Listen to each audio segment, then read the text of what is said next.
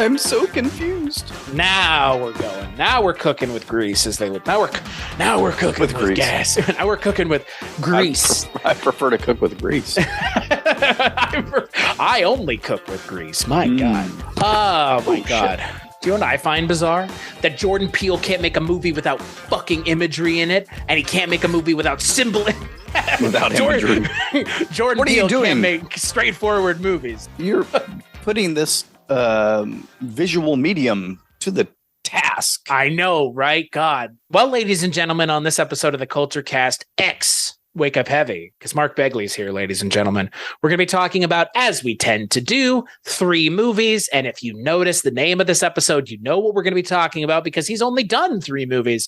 We're going to be talking about the first 3 films from one Mr. Jordan Peele, one half of Key and Peele, though I guess anymore, that's not a thing that anybody cares about. But we're going to be talking about Get Out, Us, and Nope. And I'm joined by my good friend, as I have mentioned, my good friend and yours, all the way from the Wake Up Heavy podcast, Mr. Mark Begley. Hello, Chris. It's so lovely to be here today. Would you have voted for Obama for a 3rd term? Best president of my lifetime. God, that would be Ronald Reagan. Those economics are still trickling down as we speak. Trickling down the crack of my ass. Ladies and gentlemen, that's the quote of the night. But yeah, we're going to be talking about Jordan Peele's 3 films, Get Out, Nope, and Us. Not in that order, though. So let's get right to it with Get Out. You got your toothbrush? Check. Do you have your deodorant? Check. Do you have your cozy clothes? Got that. What? Do they know I'm black? Should they? You might wanna, Mom and Dad, my black boyfriend will be coming up this weekend. I just don't want you to be shocked that he's a black man. I ain't never seen you like this before, bruh. Meeting families, taking road trips. Don't come back all bougie, man. Come back, get your damn pants up to your damn stomach. So you guys coming up from the city? Yeah, we're just heading up for the weekend. Can I see your license, please? He wasn't driving. I didn't ask who was driving. I asked to see his ID. Call me Dean and hug me, my man. So how long has this been going on, this thing? We hired Georgina and Walter to help care for my parents. When they died, I couldn't bear to let them go. Do you smoke in front of my daughter? I'm gonna quit. She'd take care of that for you. How? Hypnosis. I'm good, actually. You ready for this? I'm back in the beat. So look, I go do my research. Apparently, a whole bunch of brothers been missing in this suburb. But it's cool. Bro, how you not scared of this, man? Good to see another brother around here. Chris was just telling me how he felt much more comfortable with my being here. Get out. Sorry, man. Get out! Yo! Rose, we gotta go. Is everything okay? Rose, just get the keys. I don't know where they are. Rose? Sink into the... Wait. Sink. Mom, it's a terrible thing to waste. Terrible thing to waste.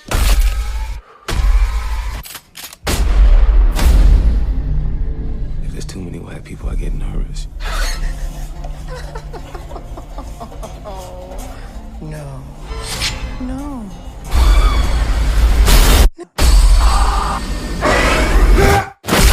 Mom, it's a terrible thing to waste.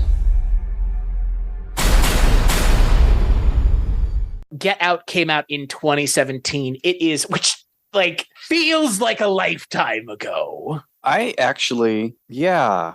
It's been out for 5 years. The reason that seems so weird to me is when I think of 2016 and the previous guys, the beginning of his term, that seems like nothing good happened during that time. But it's just weird to me that actually happened, a couple of years after 2016. Yeah. But the film stars Daniel Kaluuya, Allison Williams, Bradley Whitford, Caleb Landry Jones, Stephen Root, and Catherine Keener. It's written by Jordan Peele. It's produced by your friend and mine. He could do no wrong at the time. Not so much anymore. One Mr. Jason Blum. And the film is all about Daniel Kaluuya playing Chris Washington, a black photographer who goes on a weekend outing to his white girlfriend's home in rural upstate New York. Yeah. And he finds out that things aren't as they seem. We'll be talking spoilers, but before we talk about the movie, go watch this. Go watch all three movies, I think. Go watch all three, definitely. We're going to be talking spoilers on all three, though. Just fair warning here. So, Mark, tell me a little bit about why we're talking about all three movies, but more specifically, why Get Out as well? Well, all three because Nope became available on VOD late last month or early this month, and so my wife was like, "Oh, we need to watch that," and I'm like, "Well, it's not out yet. It's still in the theaters. It's not out on VOD." I said, "As soon as it is, we'll watch it." And when it popped up, we're like, "Okay, Friday night." When it popped up on VOD. Wink, wink.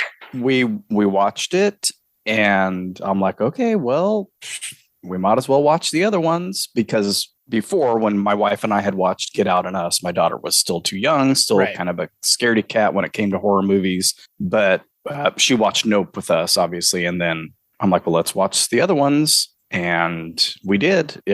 Each succeeding weekend, we watched, kind of went in reverse order. We watched Nope and then Us and then Get Out. And I thought, well, I might as well talk about them. And it's three movies, which is kind of our thing. That seems that we're just going through movies super fast. We'll have nothing to talk about here pretty quick. What are we going to do, Begley? There's all kinds of trilogies out there. There sure are. But and I guess before we kind of get into Get Out, this three set of films I would consider to be very tonally the same. Yeah, exploring similar topics, similar themes. And they're they could exist all in the same universe for all I know. That's true. Yeah. They're all high concept. The third one puts concept in high to task in a way that I was not expecting. But yes, all three of them are very high concept. And I think, can we just say this here? I think Jordan Peele kind of seeming to be a high concept kind of guy. But I think any one of us at this point, yourself or myself, I appreciate that about him, because if I were making something, the things that I've worked on and approached and started on script wise have been high concept, because I think anymore, like, that's the final frontier of filmmaking, is really just like making whatever and not being bound by genre sensibilities, which I think, at least with the one of the movies we're going to talk about, seems to be everybody's big stumbling block with it. Well, I think for him, it's that looking for an original idea, or not necessarily looking for one, but having an original idea that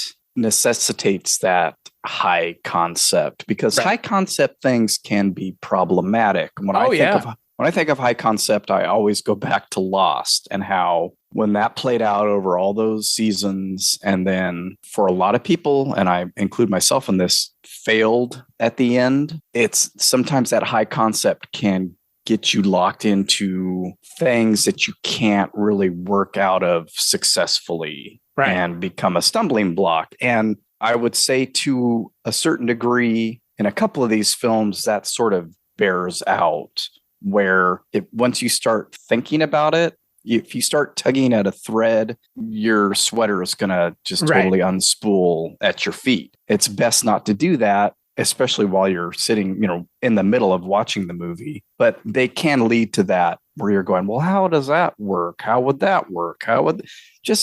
They're interesting concepts. They're covered, I think, for the most part with the exposition in the films. But if you start really digging deep, it's like, well, that doesn't make any sense. But again, that's kind of like a Twilight Zone episode, which I sort of feel like you were getting at with, the high concept thing, with him bringing back the Twilight Zone. Mm-hmm. High concept entertainment almost at its core, one might say. And boy, side tangent. Oh my God, that Twilight Zone is atrocious. Do not watch it. It's not great. It's so topical that the long-standing value of it will be zero. Like, you're making an episode about 2016's president and all that. Like, I don't want to revisit that. I don't need to see entertainment about that. I lived it. And I don't think people in the future are going to return to the Jordan Peele Twilight Zone. They'll return to the original one. I'm sorry. And I would say almost universally throughout the reboots of all the Twilight Zones, the original show did it better. There are a couple good episodes from each of the previous or further iterations of the show. But I'm not going to sit here and tell you that the 1985 show has a lot worth watching, because it doesn't. And the 2001 with Forrest Whitaker, which I've seen all of, has a couple good episodes, but it's not worth watching in its entirety. And Jordan Peele's one is just a mess. A mess. Yeah. It's really not great. That's what I heard. And it came out on Paramount Plus, right? Which we didn't have at the time. We have it now, so I could watch it. But I had heard about the disappointment from most people on it and just never took the chance. I totally forgot about the 2000s one, to be honest. I watched most of the 85 one because I was like 16. Right. And it's horror adjacent. So that was sort of my thing. And I remembered enjoying them to a certain degree back then, but haven't returned to it. But to your point, I mean, we have this director, Jordan Peele, writer, director, really, who, this movie becomes his calling card. And this movie guarantees him first looks with Universal. This guarantees him the job with Twilight Zone. So it's worth mentioning that this is the movie that puts him on the map. This movie is nominated for an Oscar. This movie is nominated for Best Performance by Daniel Kaluuya. This movie is taken seriously by the filmmaking cognoscenti, as it were, which is good because this is his best movie. It's interesting to me because I was aware of him because of Key and Peele, but I've never watched a single episode of that show. Which is too bad because it's really funny. I've seen a lot of the skits just randomly. The Gremlins 2. The Hingle McCringleberry. Have you seen the football one? The football one's pretty famous as well. The Hingle McCringleberry one. They have a lot of really good ones. Everything I've seen has made me laugh pretty hard. I just sketch comedy for some reason and has not interested me for a lot of years. But it's interesting to me to think, was that show that successful that he was given not carte blanche, let's say? I'm sure Get Out didn't cost a whole lot, but it's like, here, you have this interesting, kind of strange, maybe a little highfalutin idea for a horror movie. Go ahead and make it. I mean, he wrote the previous film was that thing with Keegan-Michael Key, Keanu, about a cat. Yeah. They have that. And I'm like, about movies that I forgot. Was that successful? No, that's so. What happened was Sean McKittrick met with Jordan Peele. Sean McKittrick has produced a fair amount of movies: Donnie Darko, Black Klansman, Hell Baby, World's Greatest Dad, Southland Tales. So he's a prolific producer. Some strange movies there. Yeah. Well, I mean, again, Get Out's a kind of a weird movie too, right? Yeah. But Keegan-Michael Key introduced Sean McKittrick to Jordan Peele, and Jordan Peele pitched him the idea of Get Out, and he was like, I'm going to pay you to write this movie. That's awesome. And you know what? If I had been sitting across from Jordan Peele and he had pitched this movie to me, I would have figured out ways to make money or given him money to do it too, because as kind of rote as this movie may seem now in 2022, it was mind-blowing in 2017. And it was like really, topical is not the word. It was, and it still is, but there's more to it than that. It speaks to an experience that a large percentage of people in this country have, that a large percentage of people in this country do not and will never have, and have a hard time understanding. And I'm not saying that this movie is the cure-all for that, but this movie does a lot to give you as an audience member an idea of what that could feel like should you feel it. Well, and it also it covers two experiences, because you can and I can relate to her family in many ways. The microaggressions, the stuff that the dad does, the progressive dad with the my man. And, like she explains to him when they're up in the bedroom, like, I don't know what my dad is doing with that my man thing. He's probably never said that before in his life. And now it's just coming out of his mouth, right and left. Right. So that stuff is interesting as a white person to go like, oh, yeah, I recognize that. I've had friends or family members act like that. I understand that as well. And feel uncomfortable about it, as you should. And then you can sort of we can never fully understand the experience of the Chris character, like, you and me can't fully understand that. Right.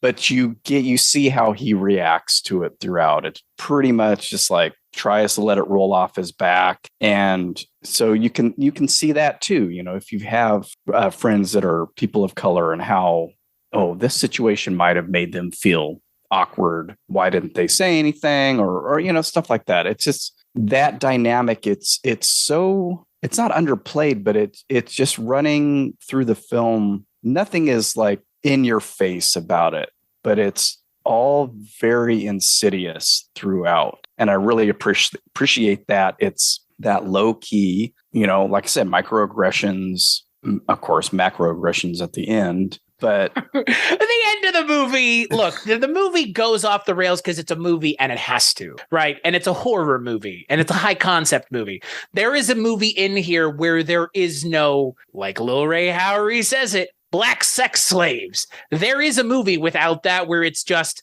guess who's coming to dinner.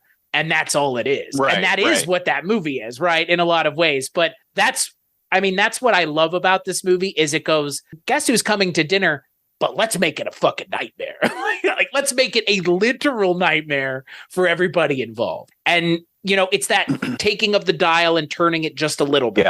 Yeah. And that is what I think is going to be, at least in the first movie we talk about, in the last one, maybe not so much the second one, but the first and last one, definitely a dial shifting, a saying, this is what you're used to.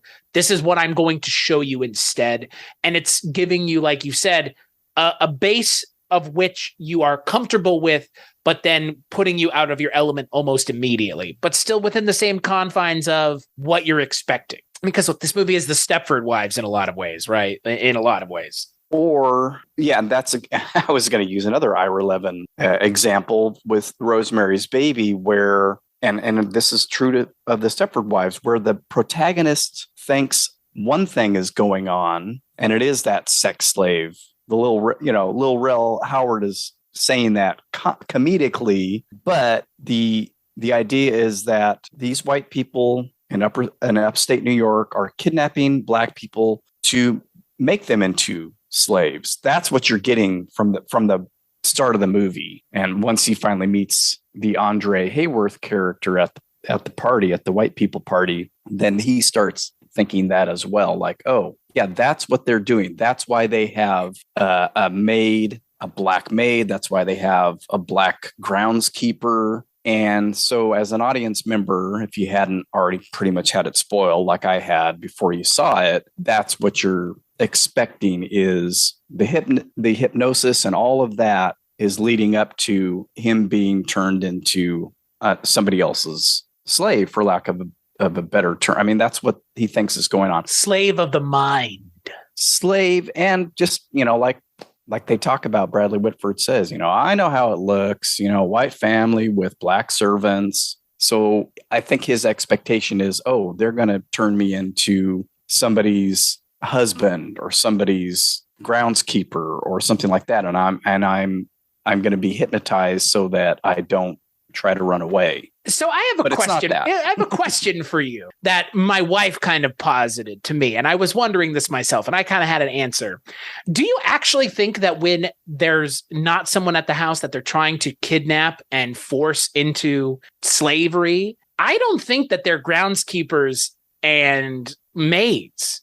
What sense would that make? Yeah, when people aren't there. Because my wife was like, why would they be like that when nobody's there? And I was like, I don't think that they are. My internal logic was like, they're just walking around because, again, for all intents and purposes, that's the grandfather and the grandmother, which I want to point something out. This is a perfect movie for me in a lot of ways. Aside from 3 lines of dialogue, 2 lines of dialogue and one action by a character. Allison Williams saying grandma, Allison Williams saying go get him grandpa, and then the character who is the groundskeeper / grandfather, she sees him get flashed. She still hands him the gun, even though she knows what happens, and she lets herself get shot.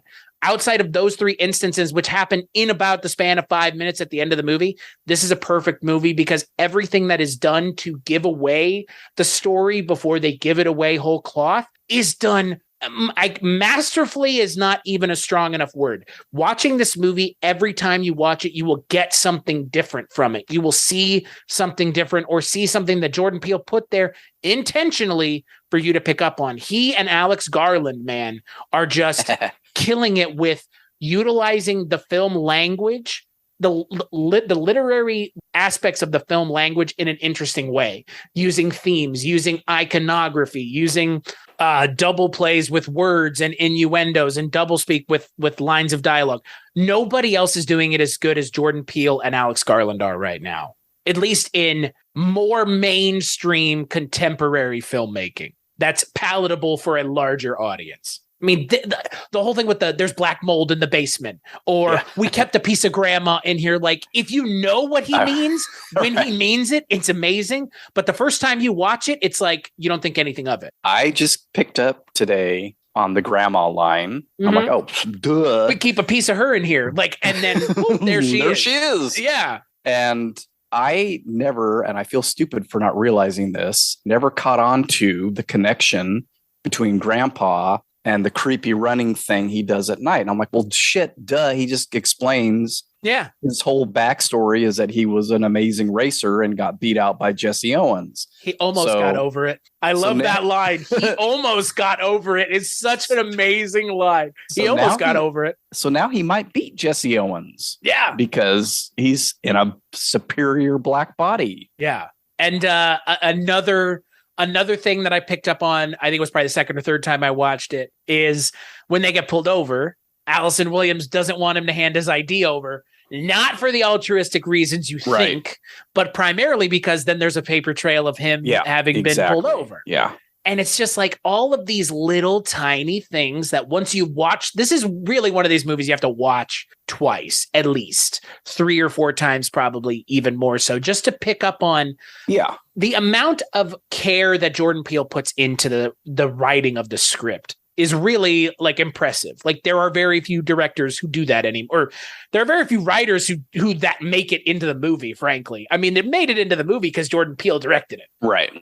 Well, that's what I was thinking when I was watching Nope for the second time, was like, none of this stuff is getting explained to me expositionally. And I appreciate that was the same thing that I appreciated about Men. You know, you brought up Alex Garland, and it was like, oh yeah, there's this, there's that, there's this. Okay. And it did take a second viewing, and I'm sure. So I've watched Us and Get Out 3 times now. 2 pretty, well, I probably watched Get Out more than that, I should say, but 2 pretty recently, with twice in the last month. I've watched all 3 of these twice in the last month, and you definitely get something each successive time. But back to your question about the grandparents, I think I remember asking myself that after the first time I watched it, like, well, why would they be standing around? Yeah, like, why would they be their servants? They wouldn't be. Yeah. No, they hang out there at home as the grandparents, and then they have to act like servants when they're bringing somebody home to. I think it's a counterpoint to that scene. And again, there are a couple. I mean, again, I say 3 things that make this not a perfect movie, but like still like 3 things. It's pretty much still a perfect movie.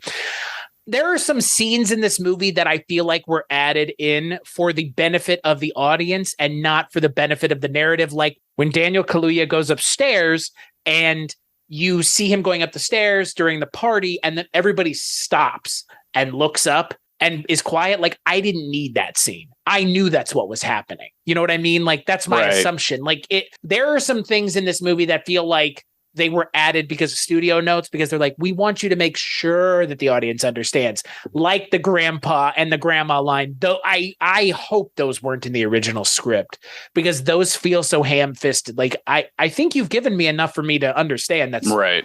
What like, if you don't get that by that point in the movie, like, it's your fault, not the movie's fault, because the movie is being subtle about it, but it's ramping up. It's going away from subtlety and it's ramping up. And I just don't like, get him, grandpa. Like, I literally cringe every time she says it because it's just so over the head. It's like, I get it. I think probably a lot of people would not get it. It probably would have taken me a couple times to understand that it was grandma and grandpa, not just I mean, it makes sense that it's them because they're at their house, but like the other guy, the Andre Hayworth character who gets turned into somebody's husband, or the husband gets turned into him, or however you want to look at it. It's like they're not just doing it for their own family members; they're doing it for other people. Surprised there weren't a couple more black people at that party. They're probably, again, I'm with you, but I feel like that would have been too much. It would have been hard to less believable, right? Explain why, why are all these old white people with all these young African American characters? Like, look, I think you would agree that the party scene is obviously like a huge part of this movie, and it's like 20 minutes of the movie. It feels like it goes on forever, the party scene, because you have everybody showing up, and then you have everybody meeting him, and then you have Daniel Kaluuya and Stephen Root's great scene. God, Stephen Root, man, just like in this movie for 2 scenes, pretty much steals it though. And then you have the whole auction thing, and then he goes back, and it's a long scene. But man, it's just full of so much going on. Like, oh, I'm going to introduce you to these other people. And then this Asian guy is going to ask you this question. And then you've already been harassed by these people and your phone keeps getting unplugged. Yeah, it's like a horse. Yeah, there's a lot. This movie's a lot. There's a lot going on. It's asking a lot of you as an audience. I think also it's asking you to kind of, like you said, get on board with the high concept nature of it, because there are things that would easily make sense. Like for them to just like, the cops wouldn't react that way. I have a hard time with that in the movie. The way the cops react to Lil Ray Howery when he comes to the police. It's like unbelievably bullshit. Like, here's a picture of this guy. This guy disappeared. Right. That drives me crazy. Yeah. It should have just been, look up Andre Hayworth. Is this not the same guy that's on my fucking phone? Right. So he's there. You have a missing person case. Somebody's reported this man is missing, and it's all over the internet. 6 months. 6 months. And I have a picture of him. So he's here in this town. You need to investigate. That's all he needed to do. That scene is very frustrating to me. It feels like it's from another movie, like a movie that's not as well written as this one, right? It feels like it's from some like Jim Carrey movie or something. Yeah. They're not going to believe him. It would have just been, I mean, that's sort of a different movie though, getting the cops involved, then you kind of have to ride around. But they don't believe him because of what he says. That's the problem. It's not because of what's happening. They don't believe him because he goes, they're sex slaves. Right. Which is part of the frustrating thing is just get to the point. There's a man that's missing. I have a picture of him from this party. So take care of it. He needs to end up on his own. So that's how we get there. Well, with this iteration of the movie, that's what happens. I might be one of those people who thinks that the alternate ending for this movie should have been the real ending. The alternate ending of the cops do show up and he does go to jail. Like, I appreciate that the audience is, I mean, if you go and do any research about this movie, you'll find out that the alternate ending was the actual original ending for the movie. But the audience liked Daniel Kaluuya so much because he's a fucking charismatic actor that, surprise, surprise, they didn't want to see him die at the end or go to jail or be put in any. And you know what? I'm sorry, but this is going to sound really terrible, but I'm sick and tired of the Western audience's opinion on shit like that, because it's just, everything doesn't need to be all happy fucking sunflowers and rainbows, especially the horror genre of all the genres. This is the one where you can get away with it and no one's going to bat an eye. It might have just been a little too heavy for that time period. It's going to be heavy for any time period. If this movie had come out today, it would still be heavy. Right. But I'm very happy that every time that door opens and it says airport, and I know it's that's fair. Whatever his name is in the movie, whatever his friend, Rod. And it because I don't want that cop from earlier in the movie showing up there. Oh no, I want it to be two different cops, two completely different cops. Then it doesn't even matter. Like, if you're the cop and you come upon him strangling her, like, no matter what he says, but here's the thing. You know what the problem with that is? That ending would be unbelievable in and of itself, because the house is going to burn down, but there's still going to be proof of all this bad shit going on. So you're telling me that he lives in such an unjust world that they couldn't figure out what was going on for themselves? Because guess what? That guy's still missing. Andre Hayworth is still missing. Right. Well, hopefully they get that sorted out. But see, that's the thing. After the movie ends. Because in the ending where he's in prison, it makes it seem like the cops were hyper inept and never went and looked into it. Yeah. So, well, that's you know what? Actually, the ending that might have worked the best was the third proposed ending that they never shot, which was Chris becoming a sex slave. And like Lil Ray Howery going into a gated community, going into a house and seeing him and saying, "Hey, Chris," and I don't know who you're looking for. That might have actually been the most horror-y ending. Yeah. And that's probably the end. Realistically, that's kind of the ending the movie probably deserves in a way, to pay homage to the film. That's the Stepford Wives ending. Right. That to pay homage to the movie that Jordan Peele admitted is the inspiration for this movie, which is the Stepford Wives. I think that's the ending the movie kind of deserves. I still really like that he gets out of there with Rod. I understand. I mean, I like the ending the way it is now because it is positive. Like, don't get me wrong. I still like seeing a character not get completely demolished by the forces of evil. And there is something to the point of let's stop showing Black trauma. I mean, I agree. I'm not, I again can't even comprehend the daily, feeling that generates. But just from watching movies where that is a topic, it's rough, man. It's like hard to watch that constantly. So I'm happy that he gets out of there. But see, again, I always assumed that it would have, regardless of what the proposed alternate endings are, when I see those flashing lights and hear the siren, I assume it's the cop from the beginning and he's fucked because he already dealt with this guy. So, whether it was other cops or the cops that Lil Rel's talking to or whatever, in my head, it's going back to, it's the Chekhov's cop. That's the same dude that we saw earlier. He already had an incident with this guy. He's not gonna fuck around this time. He's gonna get that ID. And so much more. So yeah. Well, again, I mean, I'm with you. As much as I always say, I think I probably said it when we did the original episode on the show when the movie came out. Like, I wish that they had gone with the alternate ending. I agree. Yeah, it's probably best to not keep piling on, but it's a horror movie. Right. And it's a horror movie being directed by someone who understands horror movies. And as well as I do, what genre has happy endings? Not horror. Horror genre is not even when, see, that's the thing.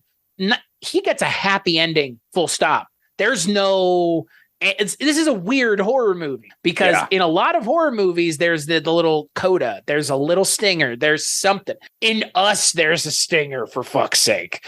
I mean, that movie is almost predicated on the stinger existing. And nope, not so much. But this movie, like, it doesn't have that, which is in and of itself kind of surprising because you would expect, how about the fourth alternate ending here? Let's go one further. Chris finds, Lil Rel Howery finds Chris, takes him back, but the surgery had happened. He just doesn't realize it. See, those two, that ending and finding him as a sex slave, work for me as horror movie endings. Right. It's the twist. It's the Stepford Wives thing. It's the or the Invasion of the Body Snatchers thing where shit.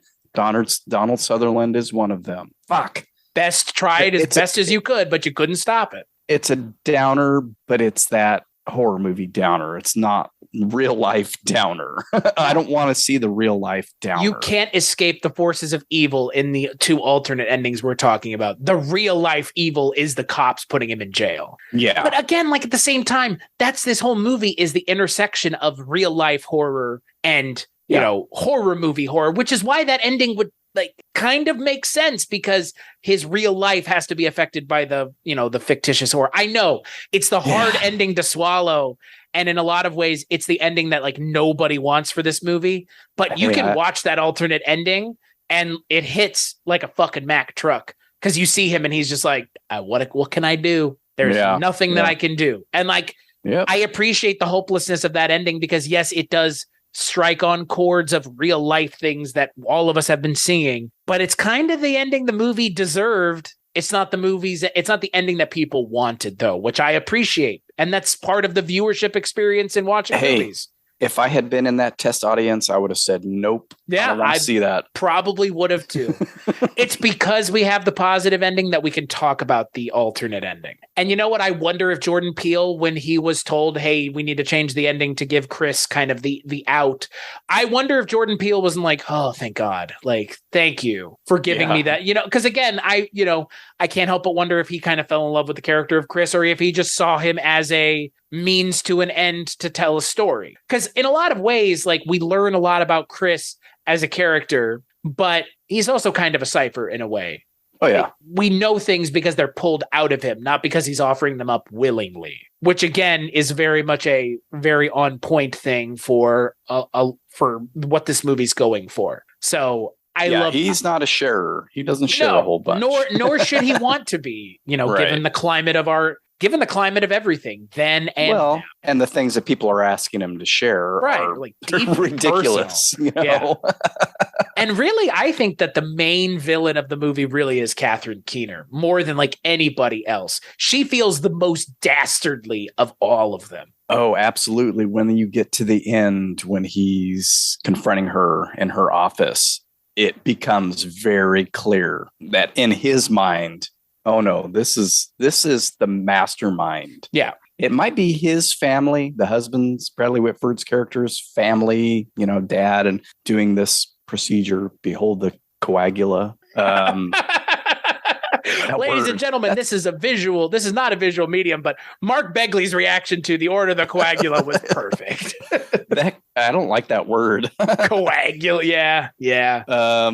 But the look in her face and the look in his face, it's like, I'm surprised his killing. It doesn't even seem like he kills her, really. Slashes her across the face and she drops. It seems like he would have taken more time with her because she's the one that got into his fucking head. Right. And that's the thing. That's the thing that he didn't want. That's the thing he was warned about, and he let it happen. And because of her, this other stuff can happen. They can go through with this procedure. That's almost the only reason it can happen is because she is able to tenderize the mind, as it were, to make it more willing to accept someone else's brain. So their brain is being put into kind of your brain stem. Part of their brain, yeah. That's when it starts to like get. It's a little. Nobody can do this. It becomes a little higgledy-piggledy. It becomes a little high concept. It becomes a little kind of dorky. I'm gonna take part of your brain out and put that brain in, and that just it works. It's like, sure, okay, trust me, it works. Yeah, like fine. I you know what? By the end of the movie, I'm on board with it. I think that they hang less of a lantern on it than they do in stuff like Us, and definitely in Nope, but for sure in Us. Right. And so it gets in the way of the narrative less, I think. In this movie, it's like, okay, it's like 2 minutes, and then you get the little video with Richard Hurd and, the family and whatnot. And then you have Stephen Root come in, and it's like, we can talk, and I can kind of talk to you about what's going on. But like, I'm glad. Yeah, it helps the process. I'm glad that's all that's all it was, because it leaves it up in the air more for me to ask questions, and I don't need those answers. And the movie doesn't need to give me the answers. I'm like, how specifically does this work? And what exactly are you doing? It's like, I don't give a shit, and the movie doesn't need to tell me. No, the more you get into it, the more those threads start to unwind. The more you get into it, the stupider it gets, is really just the meanest way of putting it. Don't think about the means too much. Don't think too hard. Otherwise, you might fall over backwards from holding your breath, trying to figure out what frame of mind they put themselves in to say, well, we'll take the brain and we'll cut it open. It's like, whatever, fine. I believe you. There's one guy walking around who that clearly happened to already, so it must work. 3 people, I guess. 3 people, yeah, at least. Yeah. That we see. 3 people that we see. But there's got to be like 5 or 6 more at least. Plus, they mentioned kind of offhand that the son is also going and doing it. So, well, I mean, there were a lot of pictures in her little keepsake box, but she didn't. but Allison Williams wasn't the one who got Lakeith Stanfield. He was which. You know what? Just kidnappings at that point. And I appreciate the whole suit of armor thing. There were some. Did you remember watching the preview for this movie? And there was some stuff that did not make it into the final film. There's like a skull of like a deer or something that he sees at one point. And then it feels like the whole armor thing was meant to be more of a thing. It's been so long. It's on the poster, at least. Yeah. The whole suit of armor thing's on the poster, which is in one scene of this movie. Yeah. Yeah. It looks cool. Yeah. And you know what it reminded me of? It reminded me of freaky. Hobo with a Shotgun. Yeah. You remember isn't there like a character in that movie that's like just like a suit of armor? I think so. It's been a while since I watched that. It's a good one. How good is Allison Williams though, right? Yeah. Yeah. That's the real twist of the movie for me, was that she was in on it. I mean, I don't know how she wouldn't be, but right. I mean, Jordan Peele talks about why he cast her, because she is, she was from Girls and she played Peter Pan. It works. It 100% got me. I genuinely was surprised the first time I watched this movie that she was in on it. Cause like you could believe realistically she wouldn't be, because she doesn't live at home like the brother does. Yeah, not until she holds those keys up. I mean, honestly, you don't get an indication from her performance while they're interacting with each other, while she's interacting with her family. You do not get the sense that she knows something is up at the house. You don't get, and I don't think it's a matter of, maybe she didn't know that her character was in on it. Like maybe she didn't get the last part of the script until the end of the shoot, where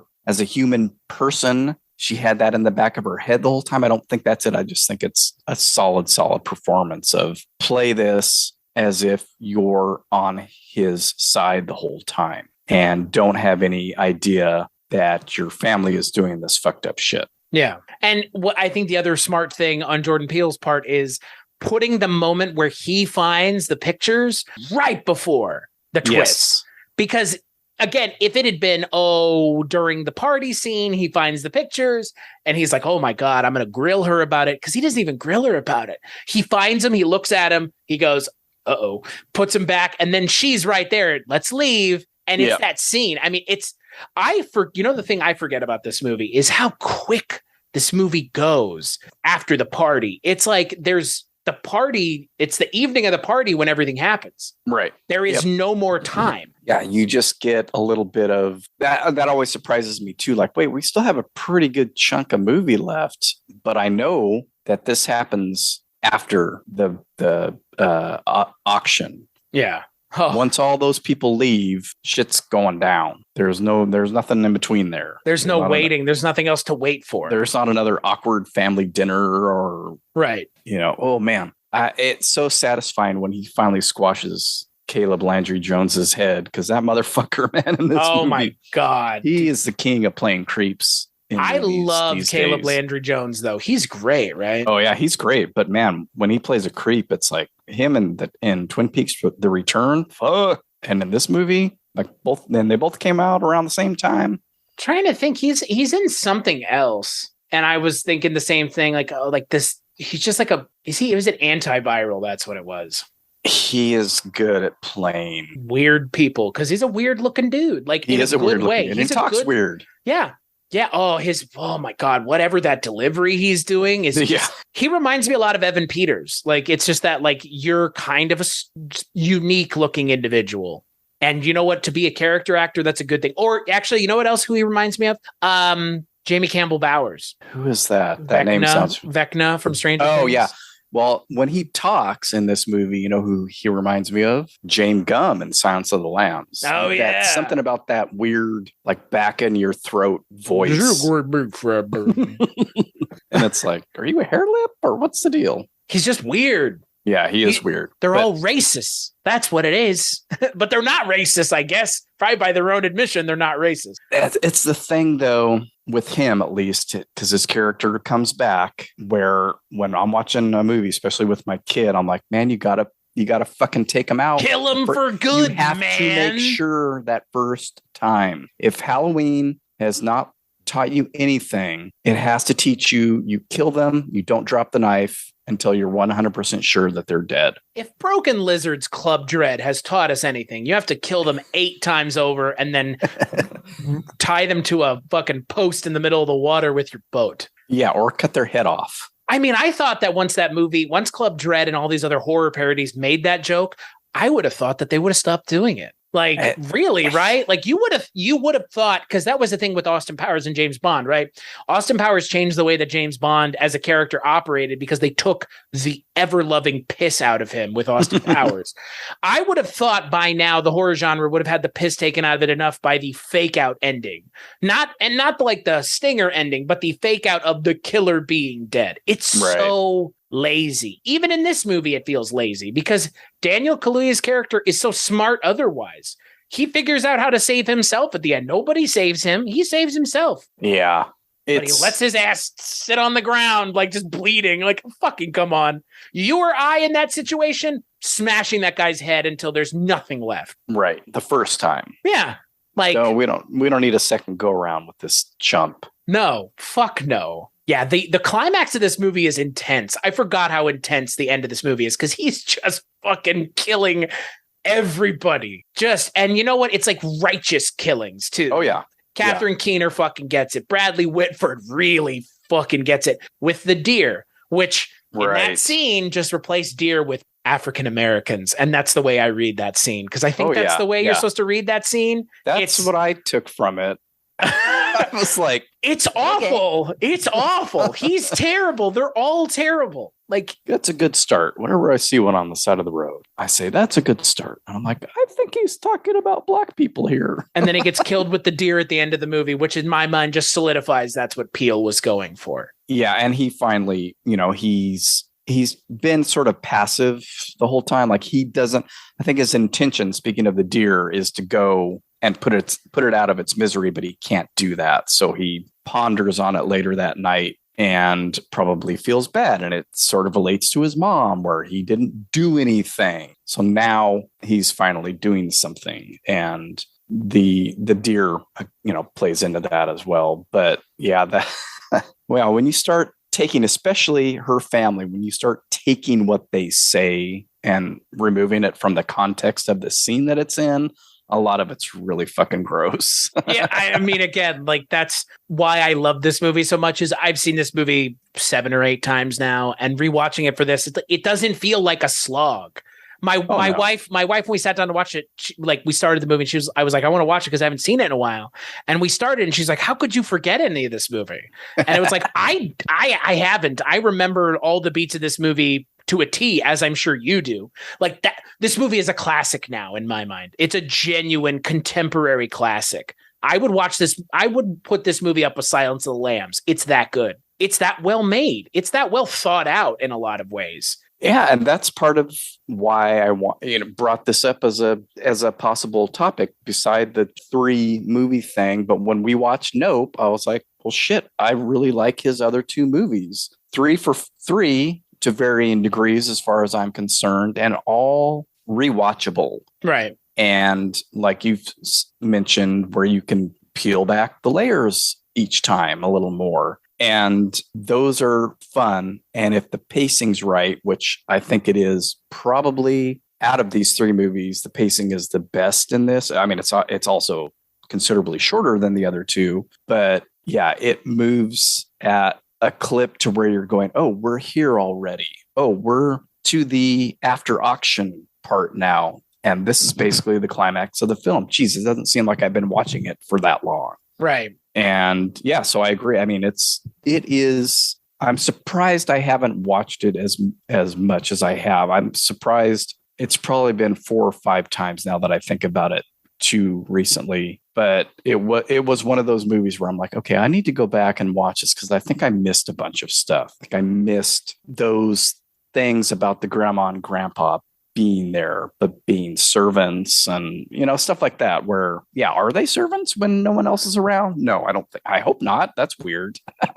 Also, something I want to talk about, the fucking music in this movie is genuinely, look, the reoccurring theme of the Run Rabbit Run thing, and they've kind of incorporated it into the actual score with the Swahili, listen to your ancestors, which is what they keep saying over and over and over again, which could be interpreted as like fucking run. If you're feeling it, run, man. Yeah. Like everything about this movie, aside from those literal 3 fucking things, feels like Jordan Peele somehow in his first directorial debut made just a classic horror movie in the vein of almost specifically, I think you would agree, 70s horror. This is him in like a 70s horror playground. He's not really going on 80s or 90s tropes at all. Maybe with like the addition of the brutality, because again, like the amount of gore and violence in this movie, maybe a little bit more than you might be used to in the 70s, but it depends on what horror movies of the 70s you're talking about, really. Something like The Stepford Wives is not a gory movie, but this is the Stepford Wives operating more contemporarily. So more in a more contemporary space, I guess. And so, you know, we're going to talk about Us and we'll talk about Nope and what worlds of horror that they're kind of in. But this is Jordan Peele's ode to Rosemary's Baby, Stepford Wives, paranoia horror movies of the 70s. Yes. Yeah. Told by an African-American director. Right. Who has a unique voice that he brought to this project in a way that, you know, it's Jordan Peele's. It is nobody else's project. True. I agree. You want to talk about Us? Let's talk about us. That's a classic right there.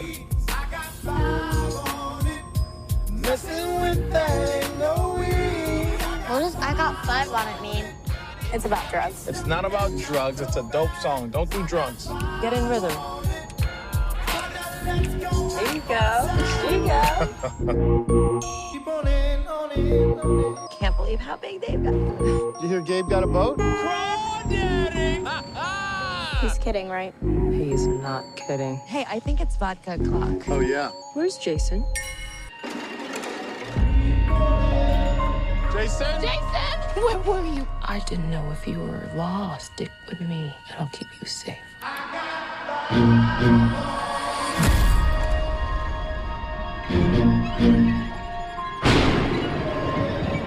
There's a family in our driveway. It's probably the neighbors. But y'all scared of a family? Hi, can I help you? Zora, put your shoes on. If you want to get crazy, we can get crazy.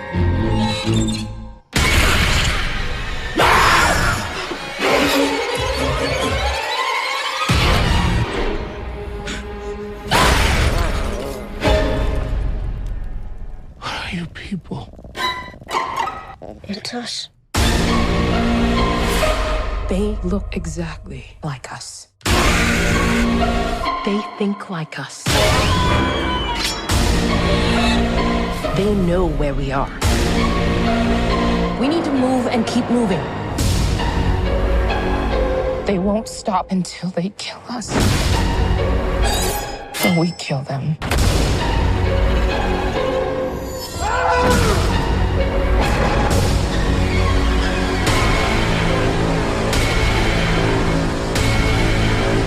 Be careful.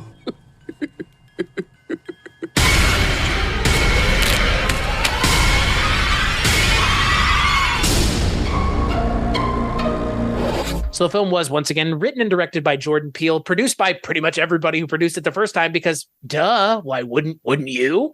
If the previous movie was a $4.5 million film, it made almost $250 million. You're damn well sure I'd be fucking producing this movie.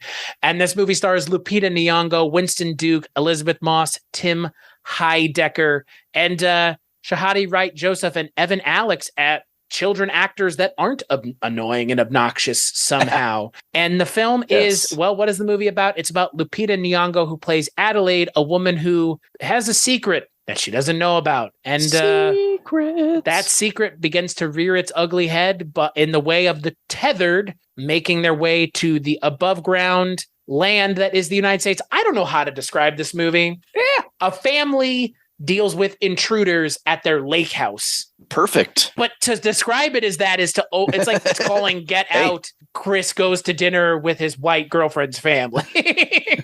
Yeah. Hey, I mean, is it a home invasion movie? I mean, that's what you're getting at, right? Right. That's the sandbox that it's playing in, to put it mildly. That's my one. I wouldn't even really call it a complaint. I'm always surprised. I am surprised that the family shows up in the driveway as soon as they do. Yeah. Because I know that it's only about 32, 33 minutes into the film, and we have a good hour and a half more or close to that. I think these movies get longer as they go on. Yeah. This one's almost 2 hours, and then Nope is like It's 2 over. hours plus. Yeah. And so I'm thinking, wait, this happens so fast. What transpires after this? You know, of course, and then we have numerous scenes after that. But that always kind of like, oh shit, we're getting right to it, which I appreciate. And again, since I'm such a tight ass, I always see these movies well after they're released in theaters. And this was pre-pandemic, so this was a theater experience for most people. And I wait for movies to show up on streaming or whatever,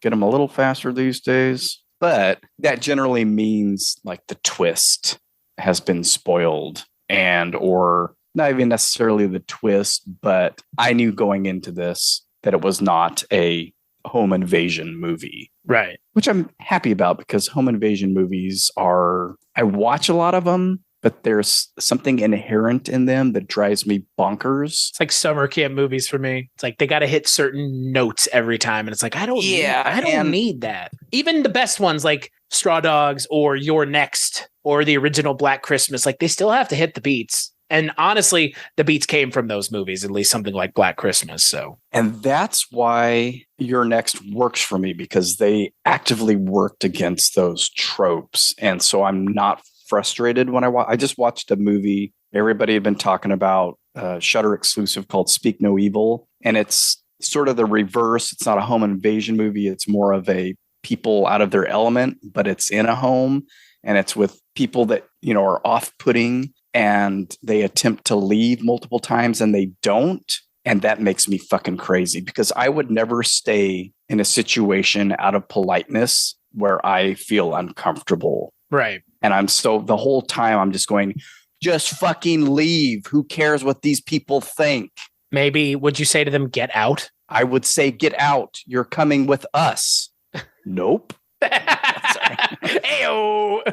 But so that avoids this in this case. We're not like, why aren't you getting out? Why aren't you leaving? Why do you care what these people think? That ain't the situation here. So. The home invasion part of us is like 20 minutes.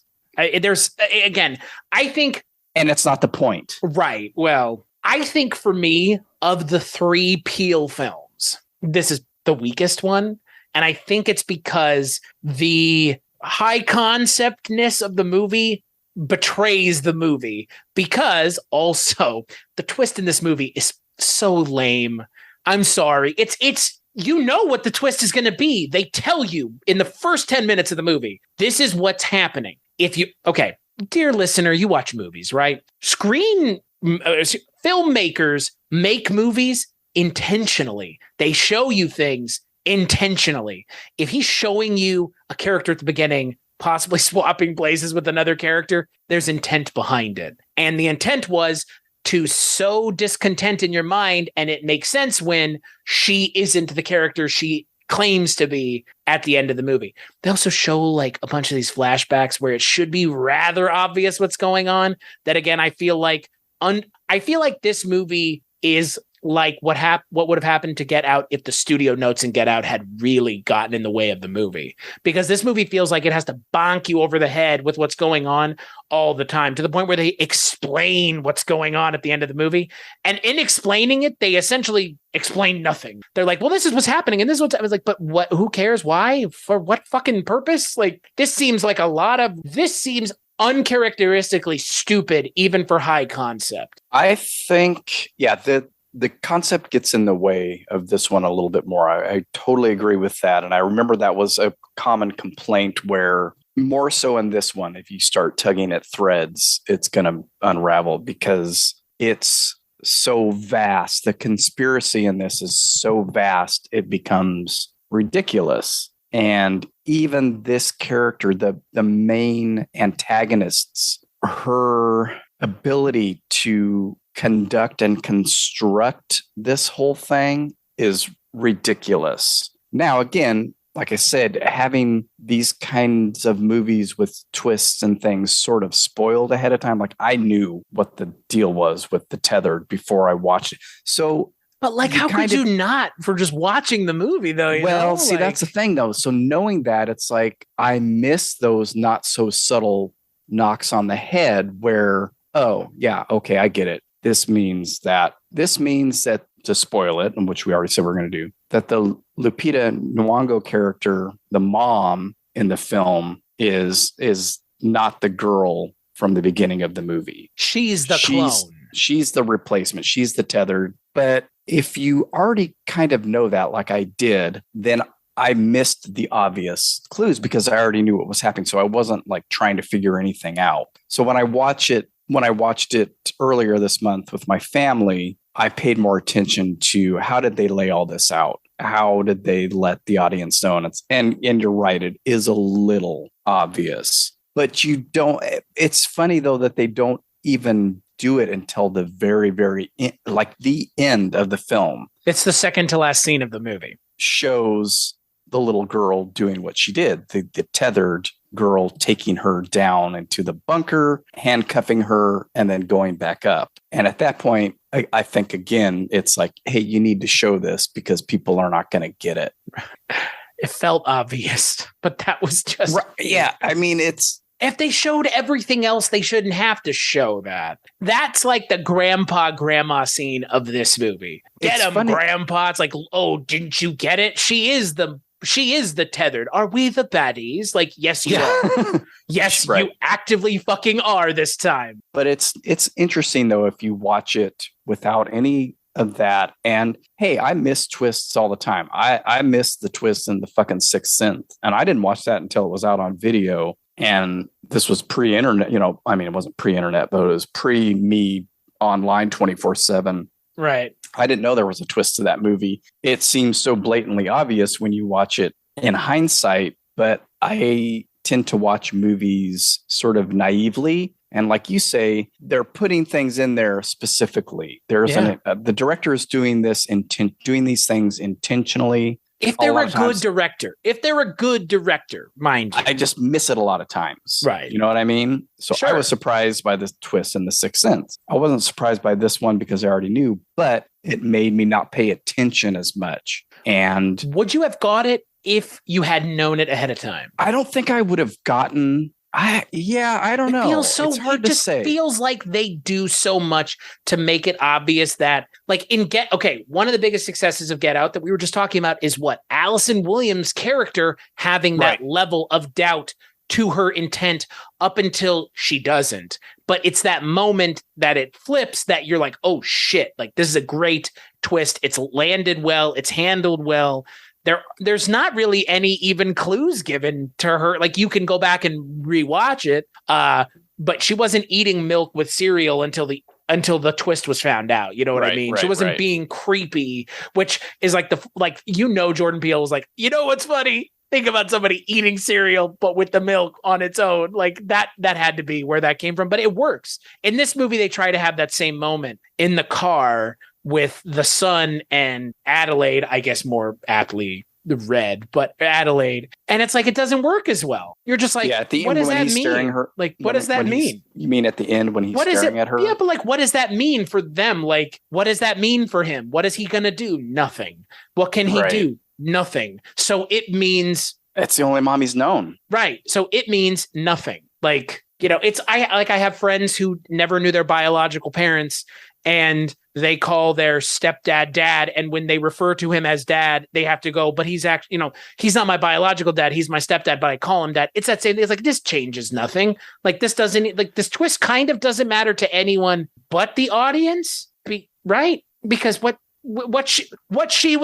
Adelaide is doing throughout the entire movie, she believes to be just. Frankly, it is just because the character of Red, we don't know anything about her other than, she was the original child, but now she's crazy. Right. And it isn't like we're presented with a history for Adelaide where, like she slips, like she knows in the back of her mind that she's not really their daughter. There's no instance of Winston and her saying, remember when you did this shit in college? What the fuck was that all about? Right. That implies that she's anything but a normal person. Which in my mind means, what does it matter if she is the woman from it doesn't fucking matter. Well, that's why I said that's the only mom he's known. What difference does it make? Right. He has seen her now kind of go a little animalistic with the grunting and the stuff when she kills Red, because he's hiding in that locker. But yeah, what is he going to do? And what is she now going to revert back to that tethered state? No clues are given to that being a thing, because she's been untethered for 23 years. So it's that, I think, for me, is the biggest problem with this movie. The twist is just idiotic. You see it coming from a mile away. It has nothing to do, it doesn't change the story. It's in Get Out, when you realize, the grandmother and the grandfather are, these slaves, body slaves with a mind host, that changes the way you interpret the dialogue in the movie. This changes a couple things. I got 5 on it scene where she's snapping out of rhythm, off beat, but claiming it's on beat. So what means nothing, does nothing for anyone other than that might be a clue. She's not who she claims to be. So what? But I can't tell that she's offbeat though. I had to have that, I had to read about that to have that scene make sense to me, because I'm like, she's offbeat. But if I watch it really carefully now, I get it. But I'm like, I did not catch on to that. That's what I'm saying. I didn't catch that on my own watching this movie, even knowing the twist. Yeah. So that didn't. Because it's a little bit of a stretch in this movie is my point. It's a bit of a stretch here. It didn't forecast the ending to me.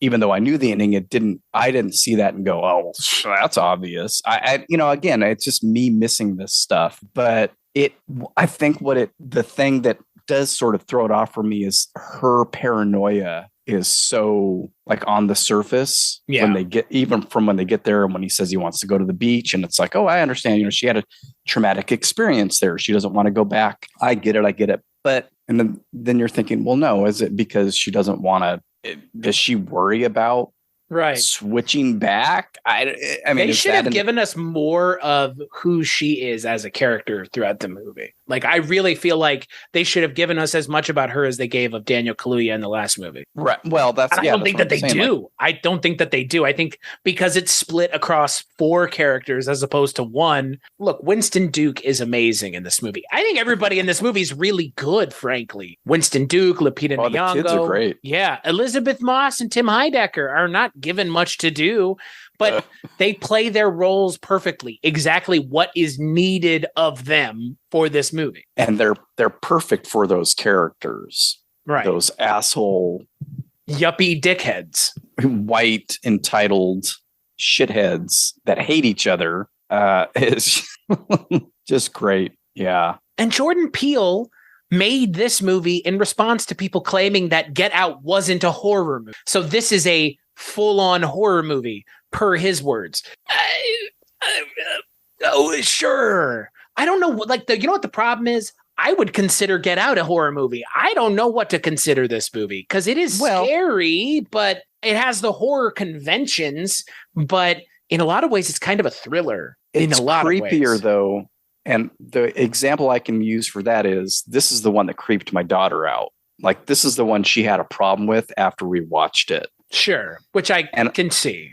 A lot of it had to do with how they looked, the tethered family with their kind of high foreheads. Oh, yeah. And no brows. And especially the daughter with her creepy grin on her face the whole time. Yeah. Yeah. Lupita Nyong'o, though, Jordan Peele knows how to cast his leads, because this is just an amazing performance by Lupita Nyong'o. Playing 2 characters. Performances. Well, everybody's performances, right? But hers is just...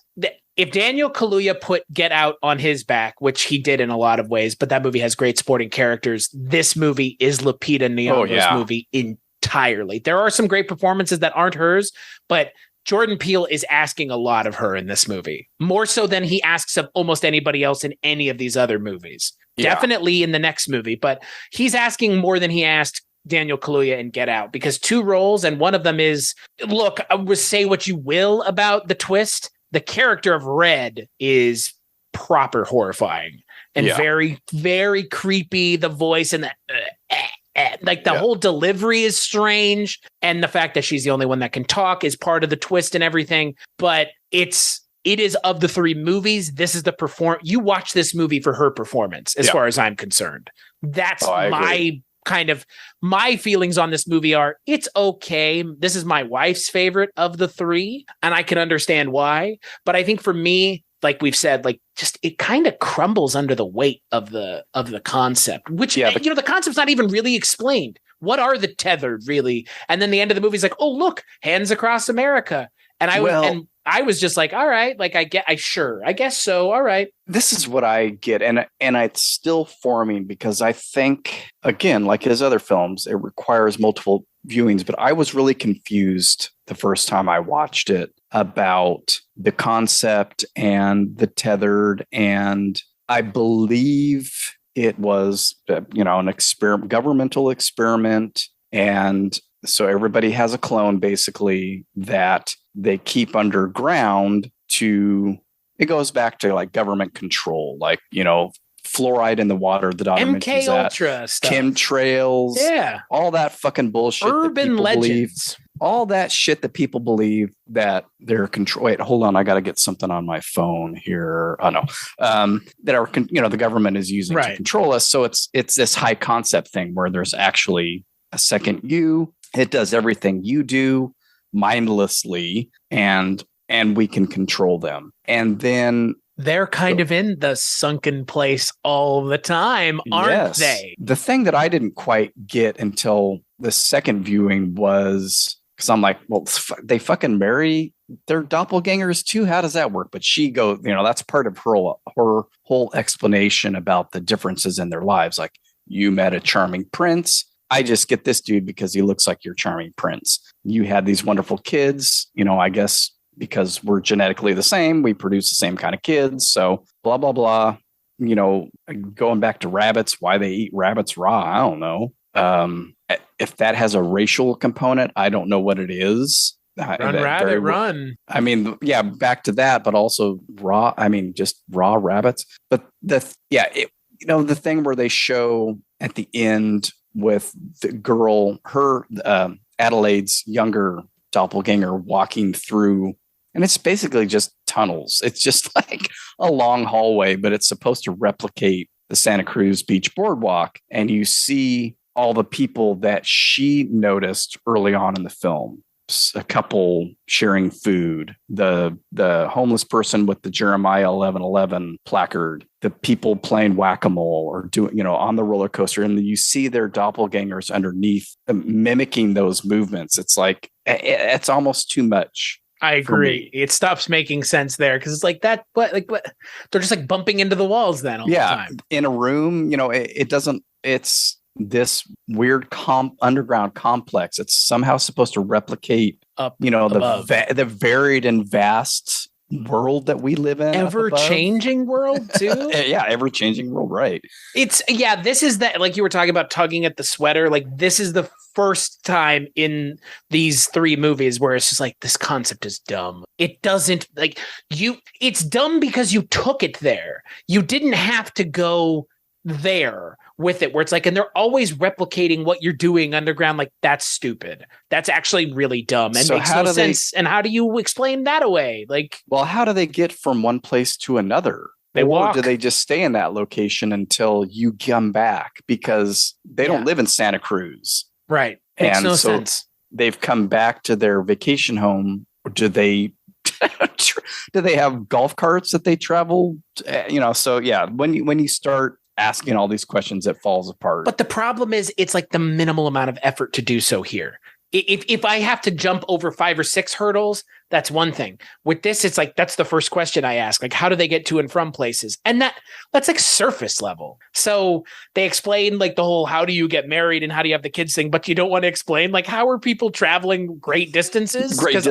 I have never lived where I've lived now. Or exactly. Like, I haven't lived where I live now my entire life. So how did that It's stupid. Yeah. It is like, I don't want to be dismissive, but like, you've got to ask yourself, you can't abandon logic completely. It's the logistics of it. I don't consider it dumb. I'm always intrigued by doppelgangers. I love doubling in movies and stuff, so I'm there with the doppelganger aspect of it. Me too. I think it could have been done differently. Why does everybody have to have a doppelganger?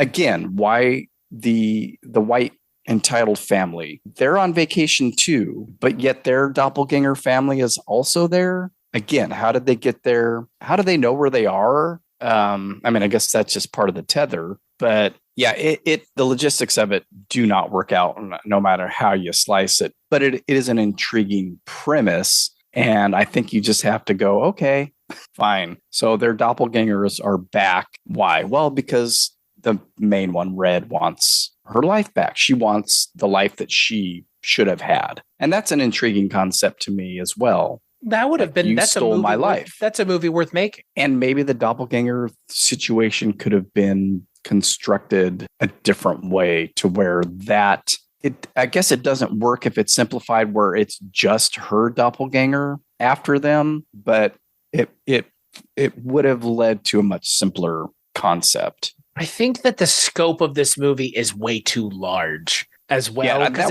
it's like, oh, it's everybody's tethered are coming up, killing them, and then forming the Hands Across America thing. Like, I don't know if my tethered came to my front door, if I wouldn't greet my tethered with a gun and blow him away. You know what I mean? Like, well, it's horrifying. Any more than you would. Like, would you like what? Like, you know what I mean? Like, I don't know. I think the scope of this movie gets so wonky that it's like, what worked about Get Out was the scope was very small. Like, it's upstate New York.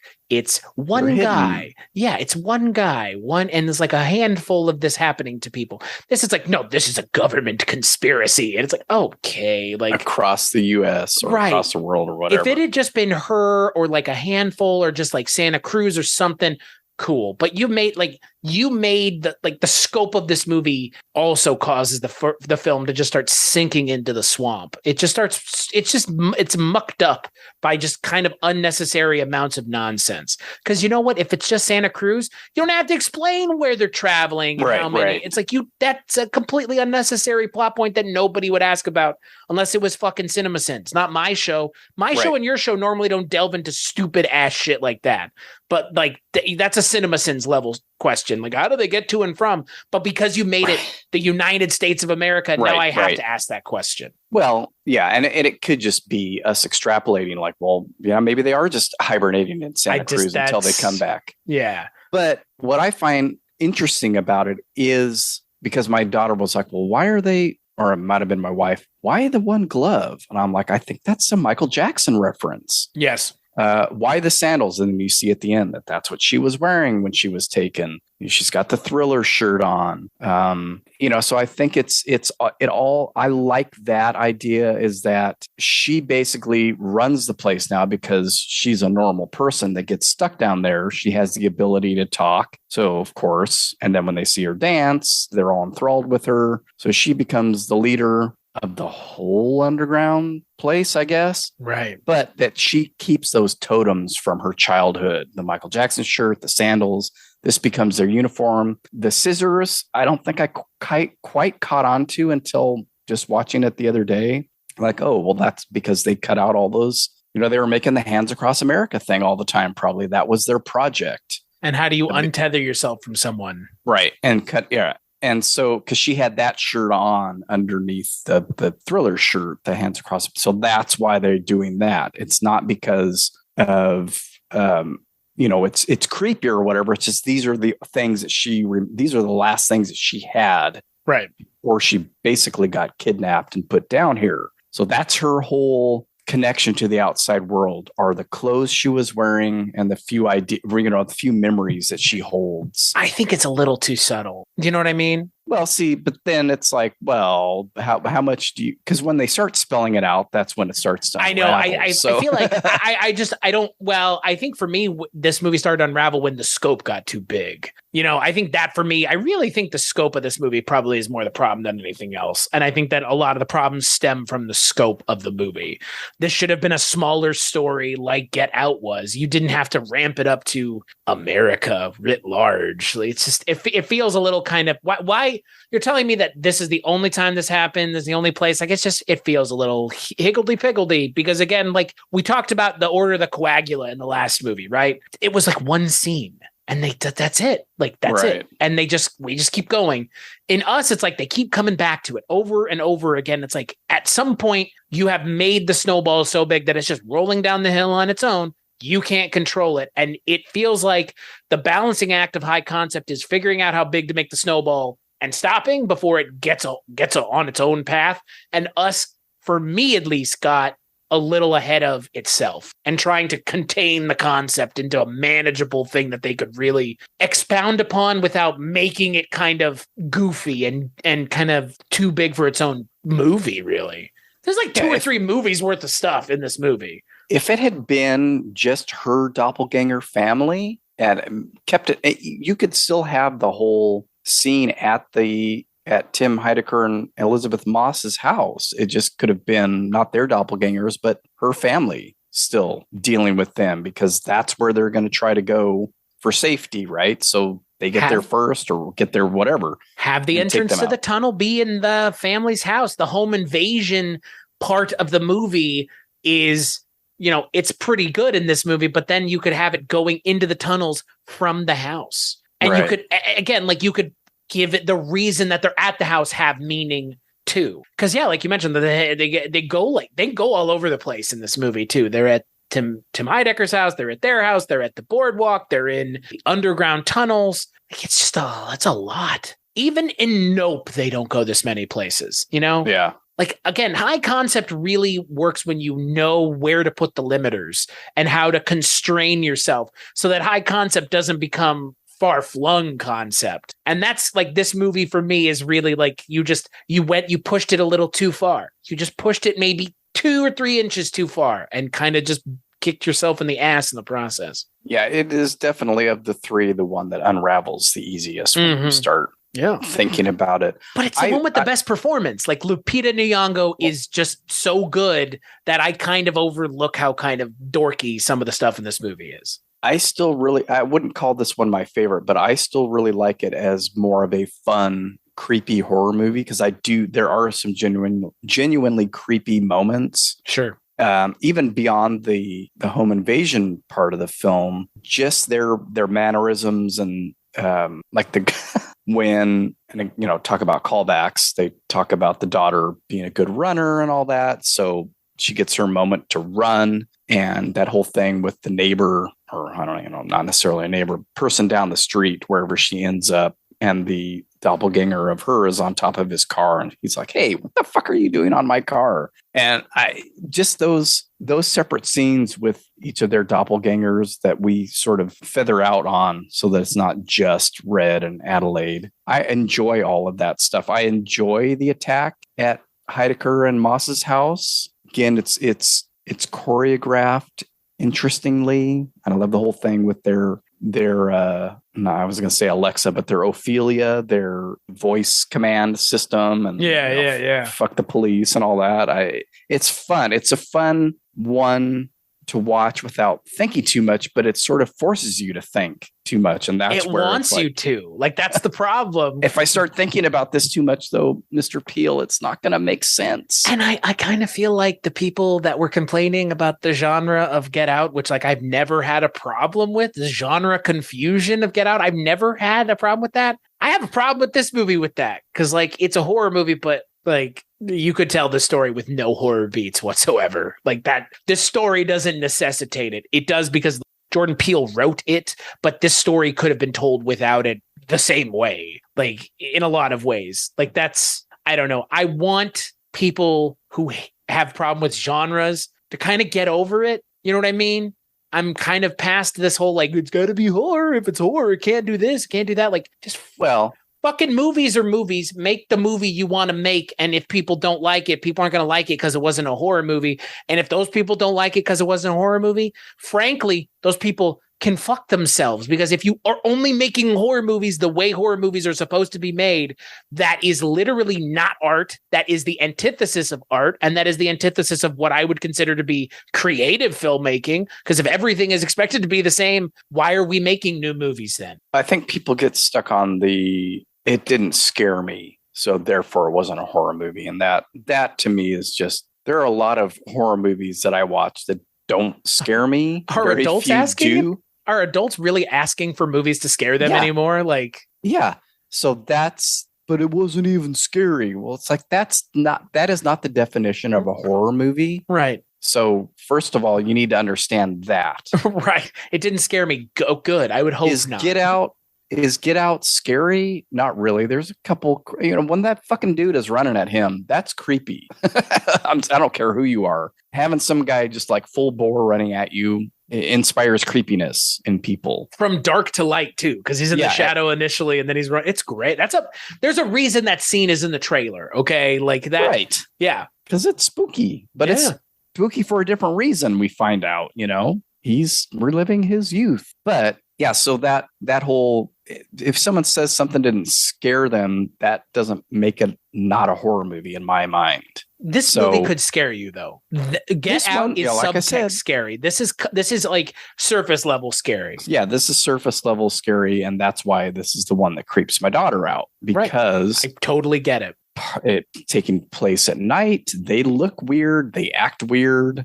You don't know what's going on if you haven't had the twist ruined for you. And it's unnerving and unsettling. And doppelgangers in general is an unsettling idea. If you really sit and think about, if I came face to face with someone that looked exactly like me, it wouldn't be like, hey. Not if they were acting and dressed the way that the people in this fucking movie are. Even if they just came, like you said, if they came to your door with no ill will, it would unnerve you. It would hit something in your brain that says, this ain't fucking right. I'm looking at myself, but I'm here. Right. And that idea is distressing, I think, to people, because you inherently believe that if you ran into someone that looks exactly like you, that they mean you harm.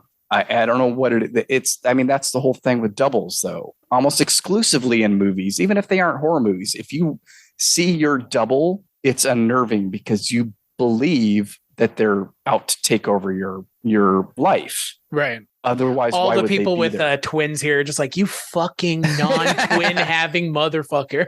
Well, hey, twins, that's probably how you feel about your twin. Be honest. I am. Your twin will turn on you at the drop of a hat. I mean, that's what we're told in media. That's for sure. Look, I'm with you. I think the idea of doppelgangers is interesting. I think it's a topic worth mining. And I think that there are more doppelganger movies to be made that maybe take what Jordan Peele did and do it even better. Because, yeah, for me, I think Us of the three is clearly the horroriest horror movie of the three. Yeah. And in a lot of ways, that's probably why I don't like it as much as I like the other two, because it kind of falls into the traps of the horroriest horror movies that I know. You could tell me that this movie, strip some of it out, strip some of the more stylistic Jordan Peele stuff out, and you could probably get away with telling that this was an M. Night Shyamalan movie.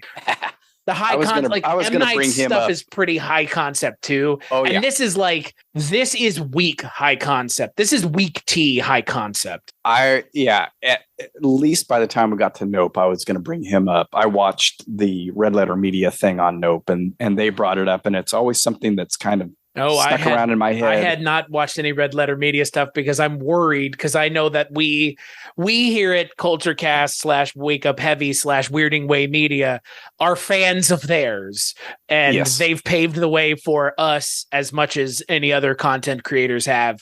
And I always stay away from their stuff until I've talked about it myself, because they're never off point with their genuine criticisms. Their kind of snarky shit is different, but they're like genuine from the hip criticisms tend to be more or less accurate. Yeah, well, I will bring it up again when we get to Nope, because I have a bone to pick with a certain. There's a different director I'm going to be bringing up when we talk about Nope, baby, and his name also starts with an S. M. Night Shyamalan is a good example of that high concept thing where some of the time when you start to pull at the thread, it's going to unravel. But it's where you were talking about original ideas with Jordan Peele when we were talking about Get Out. And that's, I think, where this goes, where I have to, I don't want to rehash stuff. So and that's where you maybe get a little too out there with things. I mean, you could compare this to Invasion of the Body Snatchers. That's a high concept idea,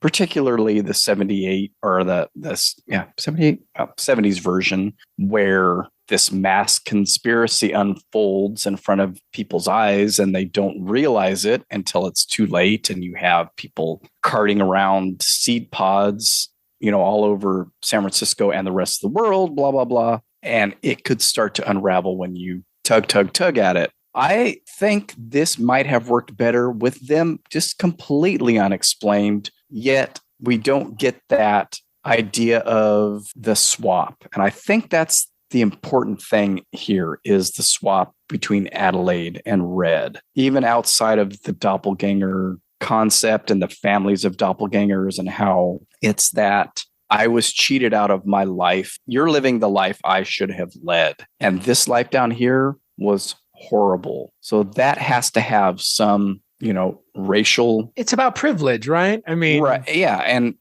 they're a well-off family. It's nice to see that in a movie, and maybe not as well off as the Heidecker family. So you can make that comparison too. Why is his boat, why is his biatch nicer than the crawdaddy?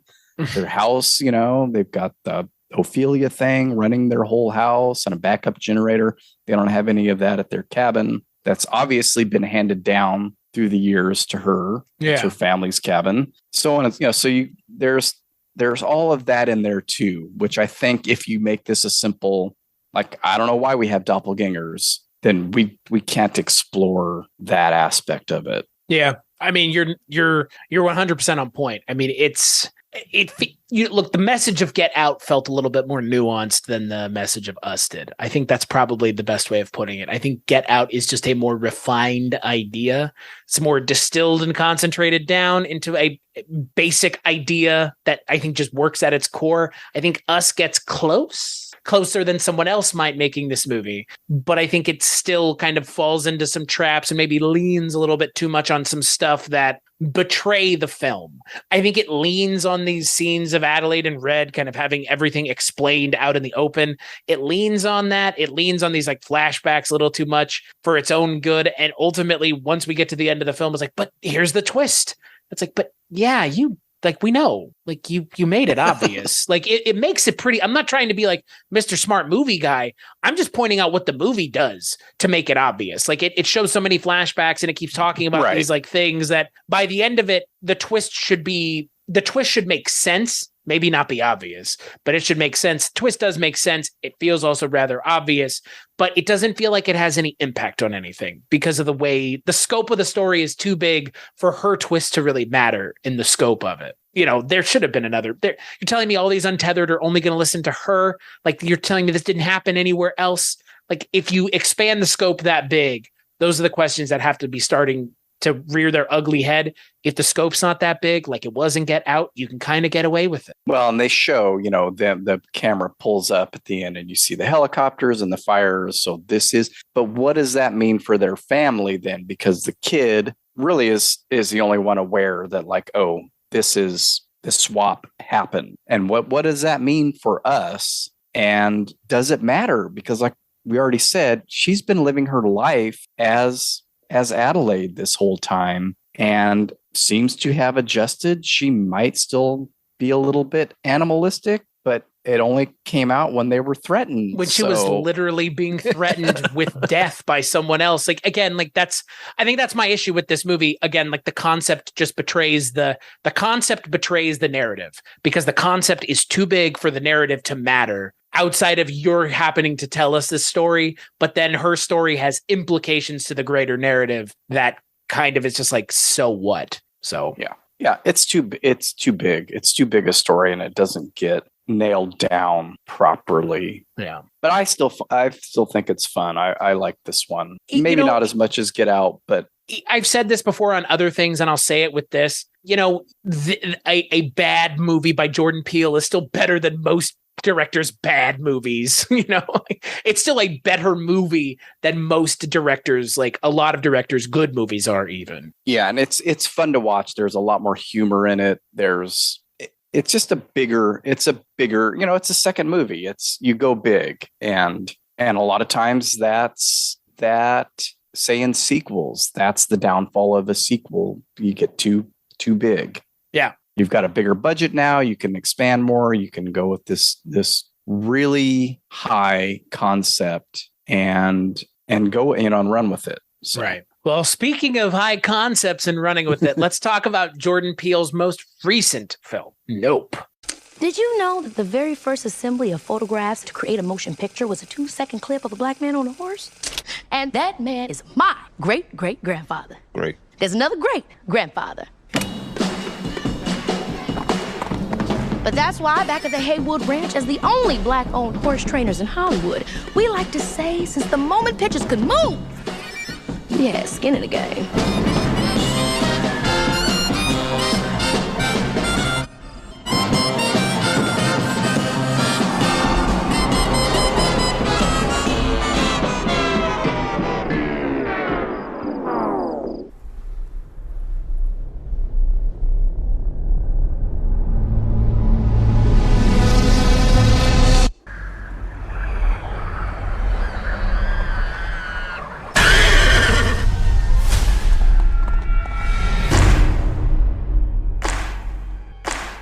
What's a bad miracle?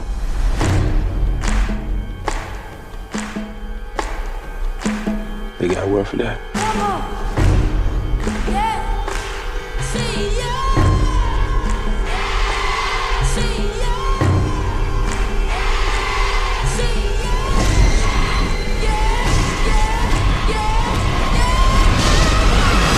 Yeah, nah.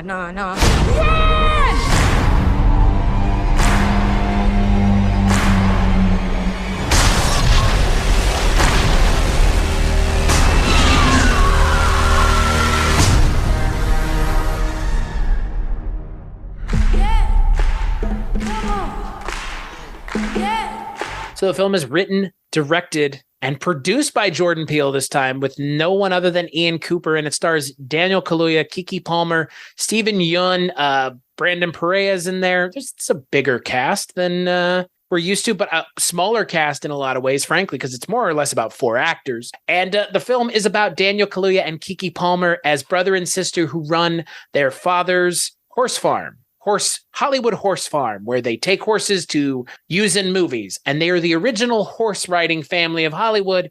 And wouldn't you know it, in their little horse farm out in the middle of Agua Dulce, which I think a bunch of characters in this movie have a really hard time pronouncing, which is funny to me, an alien shows up. How did you feel about Close Encounters of the Nope kind? Or should we just call it Jaws, maybe?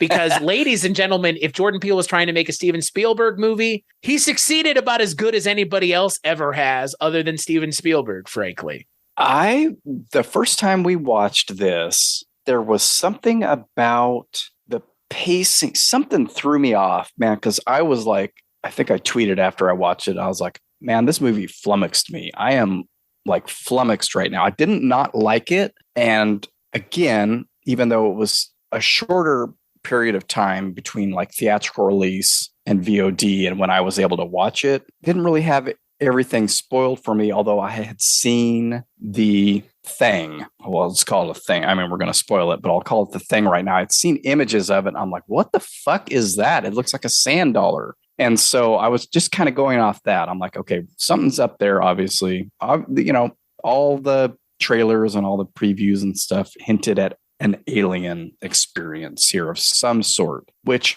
I was down with. I'm like, oh, that's cool. Getting away from the horror part and maybe going more into the sci-fi realm. I'm cool with that. But I don't know, there was something about the pacing or the plot, something threw me off. And I don't know. I still don't really understand what it was. But when I asked my daughter after we had watched all three what her favorite was, she went back to Nope. And I was like, that's interesting. I don't know if I can say right now which one I like the most, but I don't think it's this one. I think for me it is. I like Get Out a lot, but I like this movie a lot. I liked it too. It's just something, and we watched Spielberg by way of Peele. Yeah, like it's so. I guess it's a Spielberg movie. Like Super 8, right? That movie compared to this is like that's the lowest level. Like, I'm sorry, J.J. Abrams, but you will live in Steven Spielberg's shadow your entire life. That's a facsimile. Right. For what you have tried to do and not nailing it, this is not a facsimile. This is at times a takedown of Steven Spielberg's movies, because of one of the main aspects of this movie is literally making fun of looking up at the monsters. Is one of the things that they mentioned in this movie like 8 times you don't do. And in every Spielberg movie, they're looking. And Spielberg is capturing that moment. I mean, Close Encounters of the Third Kind, baby. Richard Dreyfuss. That scene, right? I mean, he's looking at the aliens in that scene. It's a Spielberg movie, but at the same time, it's like poking fun at what you expect from those kinds of movies.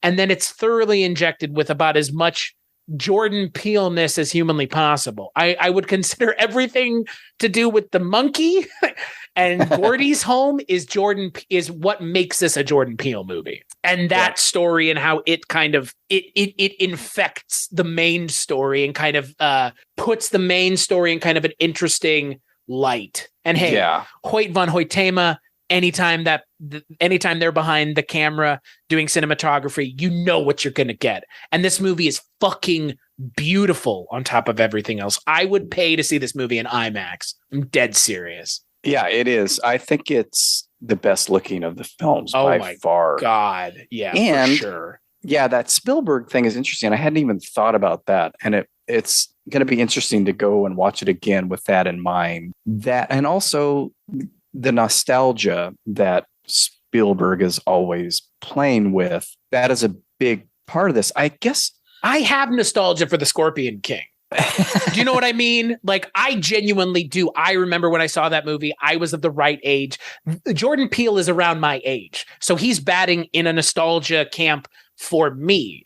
And so when he was talking about Scorpion King, and then he has a Scorpion King hoodie on at the end of the movie, it was like, okay, I see what you're doing here. And like the Jesus lizard stuff and like just what they look like. Mm-hmm. It's much more informed towards a nostalgia thing. I mean, this is a nostalgia trip as well in a lot of ways. And part of it is about nostalgia, not so much nostalgia, but kind of nostalgia. What are the downfalls and the problems with nostalgia? Taking it to task, because this is the bone I have to pick with the Red Letter Media review and it deals with the Gordy part of the story where Stephen Ewan's character was this child actor on a sitcom that ran for a couple seasons, and then there was a horrible disaster on set because they were using a live chimp. That's why you can't use live chimps anymore. But they were talking about that scene where the chimp goes berserk and wreaks havoc on the set, and I don't know that it kills anybody, but it definitely kills people. It like kills. It doesn't it kill that guy? The girl. I don't know about the guy. See, they don't show the guy, and I don't know that he mentions that. But the girl, that was on the show, his first crush, is in there later on when they're calling the creature down from the sky. She's at that lasso show, so she doesn't get killed. But the point that they were trying to make on Red Letter Media is that he survived because he didn't look Gordy in the eye, and so I saw that Red Letter Media thing between my two viewings of the movie and didn't fully remember that scene. I was like, oh yeah, that makes sense. And they were relating it back to, this is what the other characters do. Don't look it in the eye, blah, blah, blah. But that's not actually what happens in that scene. He's not focused on the shoe that's just sticking up inexplicably. The bad miracle. The bad miracle. Yeah. He does look Gordy in the eye. Gordy just gets his brains blown out before he goes apeshit again. They do Right. the whole fist bump thing. They're looking at each other. Right. Which is why he interprets it as like, I've tamed the beast. That's his downfall. That's what that relates to. It doesn't relate to the other characters because they would have no idea that Jupe didn't look Gordy in the eye. It is his downfall that we can tame this gigantic creature that's been coming here and feeding on horses that we've been buying and feeding to it. No, he thinks that he survived this, because whatever, he's got some power or something. He survived because by that time somebody had finally gotten there with a gun and blew the fucking monkey's brains out. As they would say, nope. Right. I mean, that's what I love about this movie is every time it's like, you think you know where this is going. You think you know how this is going to end. It's like, nope. Like, and Steve Yeun's character in this movie is a stroke of brilliance. He's in the movie like 5 minutes is what it feels like. But it's like the counterpoint story that a movie like this one needs, because otherwise it is just a big dumb alien movie with the alien in the sky at their barn. But you inject it with this Steve Yeun story where it could be about nostalgia, or it could be about man's hubris over taming the wild animal, or it could even be about watching, because then they introduce this whole SNL thing about making light of tragedy and tragedy exploitation, and it could be about that too, and looking tragedy in the face or ignoring it. Or why do we were talking about before we started recording the Dahmer TV show, and like, why are people watching a show about Jeffrey Dahmer in 2022 drilling a hole in the head of people and putting acid in? Like, because people want to watch that. They want to watch that kind of entertainment and stare it in the face. And Jordan Peele in this movie takes a pretty heavy stance of saying, not a good idea. Right. But even he takes to task the main characters of the movie, because Daniel Kaluuya, or Keke Palmer at least, that was our great-great-great-grandfather. They don't know if that's true. That's what they're saying. But like that's what they're claiming. Right. But nobody ever gives them any credence to that in the movie. So in and of itself, it's, because they keep mentioning we need to get the Oprah shot. And it's like, well, does it matter? Because, the Oprah shot matters for Oprah, but like, you have all this footage of the alien now anyways, but you needed that Oprah shot because nobody would believe you otherwise. So the movie could go in a lot of different directions. The fact that the Red Letter Media guys kind of missed it is surprising. It's one of those things where when they said that, I was like, oh yeah, that makes sense. He was staring at the shoe, but that's not what's going on in that scene. It's one of those things watching where the monkey, like he's watching it. Yeah, he's watching it, and the monkey comes up, and the point of view is from the Jupe character, and the monkey's looking right at him. Now, there's a little, the tablecloth is in the way, so it's obscuring their view, but then they go on to fist bump. Which is, I guess, how he thinks he has power over the monkey, because they were fist bumping. Right. So that was like, so when I watched it the second time, I was like, oh no, that's not what's happening here. But it does still inform the later film. I think it informs it in a more interesting way. Like you said, he thinks he can do this. So that's his downfall, along with everybody in the audience. Unbeknownst to them, though, because the people who were there, Right. Then the other question is, what are you commenting on when you have him bringing all these people out here who don't know what they're in for? Because he hasn't even told them. And then in a dangerous situation. Yeah. In an ungodly dangerous situation. But like, he doesn't if they think knew it what they is. were, right. Because again, like, what does that say about our society and exploitation of tragedy and horrifying events? Like, showing the brutality without showing it also. Because this is a rather like goreless movie. It is goreless. Like, there's one scene that you could claim is like gory, but not like. Well, that's the other thing. It's about as gory as Poltergeist is. I had heard that the chimp scene was gnarly, and I'm like, they showed nothing. Now, if you're disturbed by the implication of what the chimp Mark is doing, pulling a Dennis Reynolds, the implication of what's going on. Then I understand. You if can you hear know it. about the real woman who got attacked by the real chimp in real life, which is what that whole thing is inspired by, the woman who had her fucking hands ripped off by a chimp. That's awful. Like, if you just know that, that's what they're playing off of. But they don't show it. So I was confused. There's like the swinging door. They use the swinging door trick even, which was like masterfully used. Because you have the scene where it's like you're seeing it happen, but the door is swinging open and close. Right. Yeah, I didn't. When I read that too, people were like, it's so brutal and gross. It's like, I mean, what's happening is disturbing, but they're not showing it. They don't show a chimp biting someone's face off, which is clearly what happened. Like, clearly that's the implication, is that the chimp bit her face off. Right. And you barely see that later on in the film when her veil goes up a little bit. But as she's about to be eaten by an alien.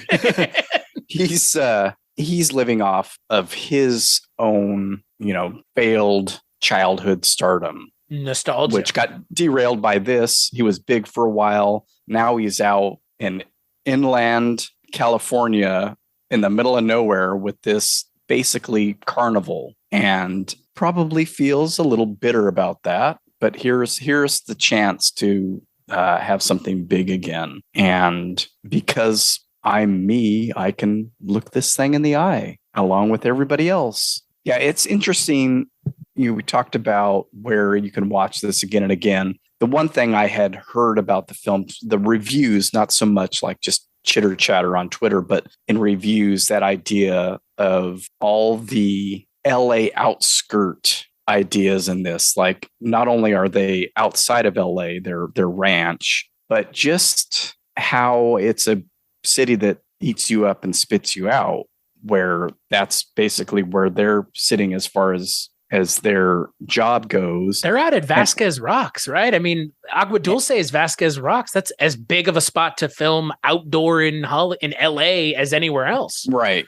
And it's not a coincidence that they're in one of the biggest outdoor filming spots in Hollywood. I mean, it makes sense for a horse ranch to be out there, close enough to LA, but I mean, as far as just like not only literal outskirts, but they're all connected some way very loosely to Hollywood, where it's tenuous. Like, even the Angel character says his girlfriend left him because she got a show on this. Everybody's out there to become famous. Well, and that's why Keke Palmer and Daniel Kaluuya are doing what they're doing. Right. But I mean, they're slowly dropping away because of technology. So people aren't going to need real horses. They can just drag in that CGI horse, the thing that's going to stand in for the horse, and CGI it in later. Because why would you deal with a horse that's going to kick a crew member when you can just create one, right? So it's that nostalgia, but it's like, what are you nostalgic for? Because in reality, LA is this awful, awful place that eats people up and spits them out. That's and sort everybody of knows it. The big takeaway for all of their different stories. Even the Antlers Holst, the Michael Wincott character, who is supposed to be this great cinematographer. Well, what the fuck is he doing shooting a commercial? I mean, I'm assuming that's what that shoot was for. I thought that the Antlers Holst character was supposed to be Werner Herzog. Did you not get that vibe from him? Like, that's what it felt like. I hadn't thought about that, but that makes sense. Because like the end of the movie starts being kind of like this musing about like the creation of film itself and like what goes into that and who gets credit and how do people influence that. Because we talked about Daniel Kaluuya and Keke Palmer played the children of Keith David, who's in the movie for I know. Like I was so sad. Me too. Sad that he was gone so fast. Gets killed by a falling nickel because the alien, when he eats people, or they eat people, spit out their bits, the things that it can't digest, kind of like corn for human beings. Yeah. So one of those things is a nickel, and a nickel, not like in The Simpsons when Lenny gets the penny in his head. If you were to have a nickel at high velocity travel into your skull, it would fucking kill you. And there's this whole question again, like, is their great-grandfather actually Alistair Haywood, or are they just saying that because, and you never get the sense of that, but you do get the sense that they're trying to recapture whatever it is they perceive to be as what they're guaranteed by their ancestor. And I like that idea of they bring in this Werner Herzog-esque character who's like, we don't deserve this. we don't deserve this. Miracles. So he just walks into the alien. But it's again, like they're trying to, they themselves are caught in the rat race because no one in their right mind would stay out there trying to capture footage of the alien. I mean, Daniel Kaluuya goes, this is where I have to be. I don't have a choice. Right. You know, Brandon Perea and Keke Palmer at one point are like, I'm going to stay back in the city. And he's like, I don't have a choice. Like, yeah, I got to feed the horses. Yeah. And like mouths to feed. And it's really funny because it informs this idea that we rarely think about with horror movies, where it's like, why would people go out there? It's like, sometimes it's like, what other choice do you have? It's your job.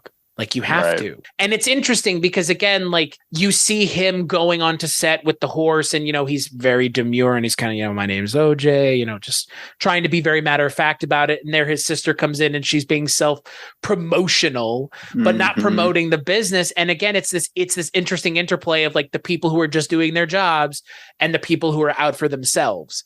And it's interesting because by the end of the movie, they align, obviously, but you get to see the Steve Ewan version of it. You get to see the Werner Herzog Antlers Holst version of it. You get to see even the Brandon Perea version of it, of like, what does it look like in our society to go out for oneself and then figure out what is actually waiting for you at the end of the journey. For Antlers Holst, it's finding out that apparently we don't deserve miracles. Right. Yeah, and I got the impression with him that he was dying because he's seen taking pills a couple of times, and I figured he's going to go get the money shot, and it doesn't really matter because he's done for anyway. That's fair. Not that it makes a whole. It's just one of those things again where it's nothing is explicitly said about his health in any way. It's just he's popping pills, and that's, I think, shorthand in movies for someone that has terminal cancer or something of the sort. So I always took his leaving with the little miniature camera, the hand crank camera, to go ahead and get them this shot. The impossible shot. Of him being sucked up into this thing. So that, you know, how that relates as far as what Hollywood is or what it does to people, I don't know. But I noticed that the second time, like, he didn't have to do that. He didn't have to go wandering off, but a lot of times that's used as motivation for people to sacrifice themselves, at least in movies. Like, I'm already done for anyway, so it doesn't matter. I like that he seemingly just goes. And again, like you said, it could be because he already knows he's dead, or it could be because he, like, that's the only way to capture the impossible shot, is to put yourself in that position. Yeah. Which is stupid because any sane person would say, nope. I mean, that's my feeling about this movie. Yeah, we already got the shot. Nope. Like, I don't need to do anymore. Nope. Like, that's what I love about this movie is it does say to you, like, who in their right mind, like with Richard Dreyfuss's character in Close Encounters, like, who in their right mind would drive all the way to Devil's Tower to do all that? Nope, I'm not. But one person was there. Roy Scheider in Jaws going out onto the boat and, you know, chasing after the shark. Nope. Nobody would do that. But yet you find the people in this movie that do. Michael Wincott also bringing weird kind of Quint energy as well, which I appreciated. I appreciate it. Look, I like this movie a lot. I was really surprised by how much I like this movie because it does scratch the itch of Spielberg in a more contemporary way. Contemporary for someone my age. You know, it's less saccharine too. Right. I mean, that's my point. I don't want that. That's the stuff in Spielberg movies that drives me crazy, is like the family shit, but it's family in a very romanticized, one might even say childlike way. Belief like, oh, and in the end, everything will be okay. It's like, not necessarily, and not for everybody either, because not everybody is okay at the end of this movie. Keith David's gone. Steve Ewan's gone. Antlers Holst is gone. Yeah. A whole group of people that effectively did nothing are gone. That did not sign up for this are gone. But in a lot of ways, the question becomes, by being there, did they sign up for it? And that's, you know, again, like, that's where the movie plays with your expectations. Yeah. Those people were there by their own choice. They didn't know what they were getting into, but when faced with an actual alien, they sure didn't run, or some of them tried to. There's a shot of Steve Ewan looking up at the alien jean jacket. And it's right before he gets eaten, and you see like the shadows of people flying up into it. Uh-huh. It's such a great detail that I feel like, you know, other directors definitely would not have taken into account. My daughter pointed that out when we watched it for the second time the other day. She's like, "Oh, you can see their shadows." I was like, and the other thing that again, the show don't tell, although this is sort of a tell. Early on, when they first when he first sees it or glimpses of it, but hears it, over the radio or maybe on the TV, they're talking about missing hikers, and you hear their screams inside of the creature. And I don't think it didn't even make that. I don't even think I heard that news report the first time we watched it about missing hikers. It's just like, oh, this thing makes a weird noise when it's flying around. No, those were the fucking hikers being digested and screaming inside of it. And then the stuff comes out, kills his dad. And God, those scenes inside of it, but you know what? How weird. And like in Us, they would have explained it. In this movie, it just happens. I was so happy to see the inside of the alien and just not explained. Don't explain anything. We don't have some alien scholar coming in. We literally have Brandon Perea going, which this is the one scene I felt was kind of, they kind of course corrected toward the end of it, but anyone who actually believes any of this stuff, like myself, know that the government releasing shit is shit. It's literal trash. There's no point in believing it because it's coming from the government. And they kind of like, they kind of don't get to that in the movie, which I felt like Jordan Peele, of all people, should be more dialed in, because the people in the community like Brandon Perea would not say, oh, that stuff's real. They'd be like, this is bullshit. Like whatever it looks like, the government is not going to know what it looks like if they're claiming. But I really appreciate that in this movie, the alien is a cloud. Well, and it's not, like you said, we don't have an exposition scene in this to say where it came from, what it is, why it's digesting people, anything. That to me is much more interesting than an offhanded conversation that you can start pulling apart if you think about it too much. It's like, what the fuck is this thing? I don't know. It's alien. And at the end of the movie, that is much more apparent. Like, what in the hell is this thing? What is it made out? It's close to those ideas of like, if you were to ever encounter something like that, you wouldn't have any way of being able to describe it. You would look at it and go, what the fuck is this? And then you would try to rationalize it out in a way that makes sense. Look, the thing that I've seen and the thing that I've been reading and kind of my whole wondering is the alien at the end of the movie looks very oddly like the interpretation of angels, the actual angel interpretation in the Bible. Yeah. Yeah. And like, I wonder like what, I don't think that means anything, but like, UFOs, ancient aliens, that whole connection. Like, I don't know what the alien in this movie is, or if it's even an alien. Again, like it's clearly there is something there. It's a being, but I also wonder, like, are the aliens that we're seeing, is it just like a camouflage? Like the alien saucer part, is it just a camouflage? Because in this movie, it's leading me to believe that it's just a camouflage. The alien saucer part is a camouflage for something else. And that's an interesting idea that I have not seen really explored anywhere else. But it's clear that like it unfurls itself into something else, but it uses the saucer shape to kind of travel around. Yeah. But that's like it looks more like tarps. Like when it's moving next to him and he's on the horse, you can see like the wind rustling through it. Mm-hmm. So yeah, it's folded. It's like folded into that shape, that circular sand dollar shape. Right. You can see the ripples and stuff. Yeah. Is it an alien? I mean, does it matter? Is it an alien, or is it just a being that survived in hiding in areas like this on our planet? Is it eating people benevolently, or is it eating to just survive? I mean, again, it's not made clear. Are we encroaching on its land? I mean, people have obviously lived in that area for hundreds and hundreds of years, but that idea to me is more fascinating, where people in their hubris take over areas and get mad about not even animals, but just like flora that encroach. It's like, you're the visitor here.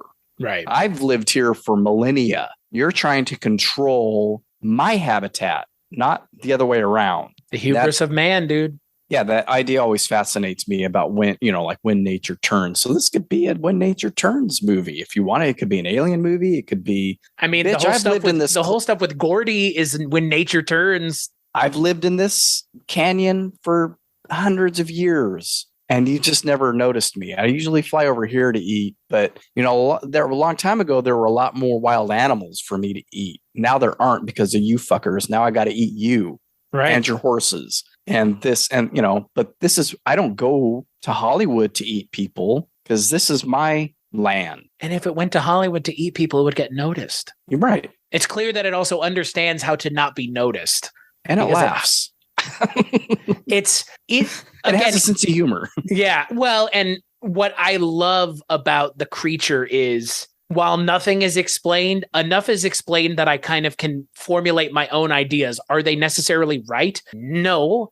Maybe everything that you just said is wrong, but you know what? Nothing is explained enough for me to have a definitive answer either way, so we can just expound upon it however we please. Right. Yeah, we can, again, with men, we can come up with our own ideas. I think it's a creature that's earthbound, that's lived here for millennia, and the only reason it's being noticed now is because it's running out of food. And so it has to do what it has to do, and it's eating people because you're the fucking thing that's going in there now. And without technology, would people have noticed it anyways? Right. There used to be more foxes I could eat. There used to be more whatever live in that area. Now they're gone because you people are chasing them out or killing them because it's on your property. I mean, that's a tale as old as man, trying to tame the wilderness. That's what men are supposed to do, is live with the wilderness. Right. That's how you survive.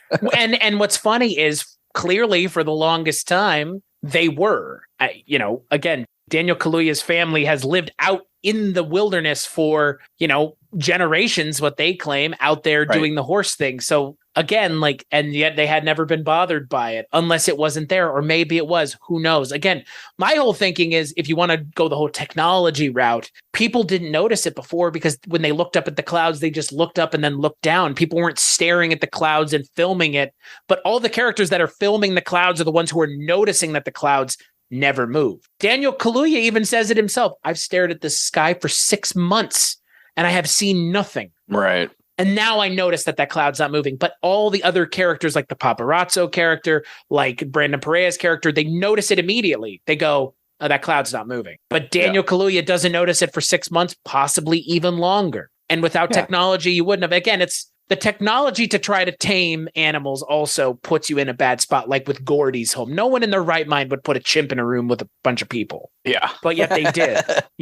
Nope. Not for a sitcom, at least. Right. And that's what and that's what I absolutely loved about this movie, is it goes, whether or not Jordan Peele intended to, and I would err on the side of, given the last 2 movies we've seen of his, what they're like, this is all intentional. All of it. Maybe some of it's my interpretation with my history and the things that I've seen coming into it, but we're still in the same ballpark. We may not be hitting at the same section, but we're still kind of in the same ballpark of ideas. I mean, it's high concept again. It's yeah. I think it's a little lower concept than everything else we've seen almost. It's not over. It's more, this to me dives into more of the M. Night Shyamalan area of like Signs or The Happening, where nature because that's nature in one and aliens in the other. So maybe not high concept, but still. This is the best of those 3. If you put it up against those 2, this movie is the best of those 3.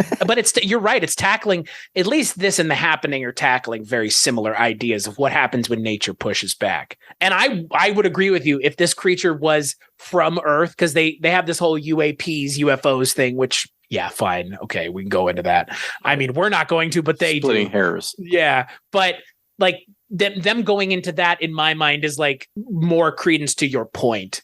It's like that, they're getting into those ideas and like, what does that mean?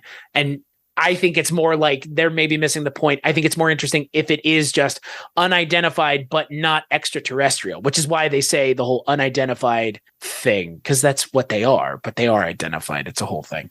But I like that too, because again, like you said, if it's a terrestrial from creation, that's more interesting than it's just like an alien who shows up. I think for me, it's more interesting to think of it that way, as having been here for who knows how long. And I think it speaks to the Gordy's home-ness of the movie, of what that little side tangent is informing us of.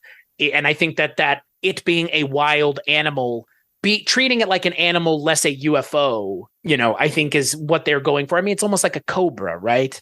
Or like a snake, it rears its head up and it's got the I mean, again, like that's in my mind, like they're presenting it as a UFO until they're not, and then it's an animal, and they refer to it as such. I mean, at some point it's a UFO, and then Daniel Kaluuya says, "Nah, this is Jean Jacket," and it's because it's a horse that my father could never tame. Right, and also from the beginning, like don't look it in the eye with the horse, not Gordy, but with the horse when he's there on that set. Like, don't look him in the eye, and then that's when they put that. I'm not sure what that thing is. It's like a thing that finally spooks the horse. It's like a little mirror thing. Yeah. Yeah. I guess a light gauge or something, which he then constructs but doesn't end up using. I don't think. Does he use the one that he's trying to make at home? No, but I like how at the end of the movie, when he's riding on the horse, he puts the little reflectors on the back of his hoodie. Yeah.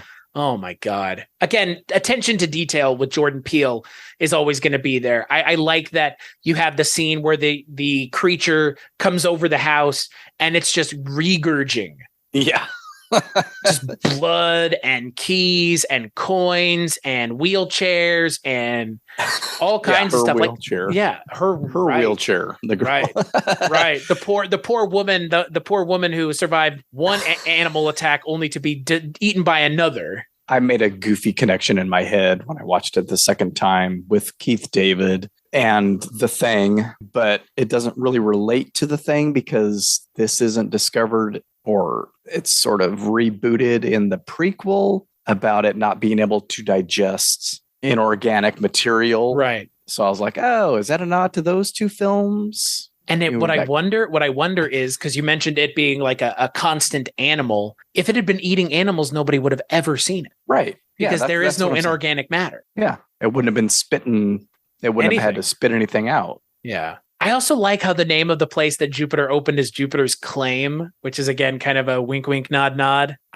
Jordan Peele, when he's firing on all cylinders, he's really firing on all cylinders. Yeah. And I even like that this movie's broken up into chapters. It gives it more of kind of like not like a fairy tale quality, but kind of a fairy tale-esque quality even, or a fable maybe. Yeah, I like it when movies do that. I think some people get bothered by it, like, oh, we'll pay attention to this now. But usually when a movie does that, for whatever reason, I enjoy it. So it's like, got Nope, we've got Gordy, got Jean Jacket. I think there was one other chapter. Lucky and Clover and Ghost. Yeah.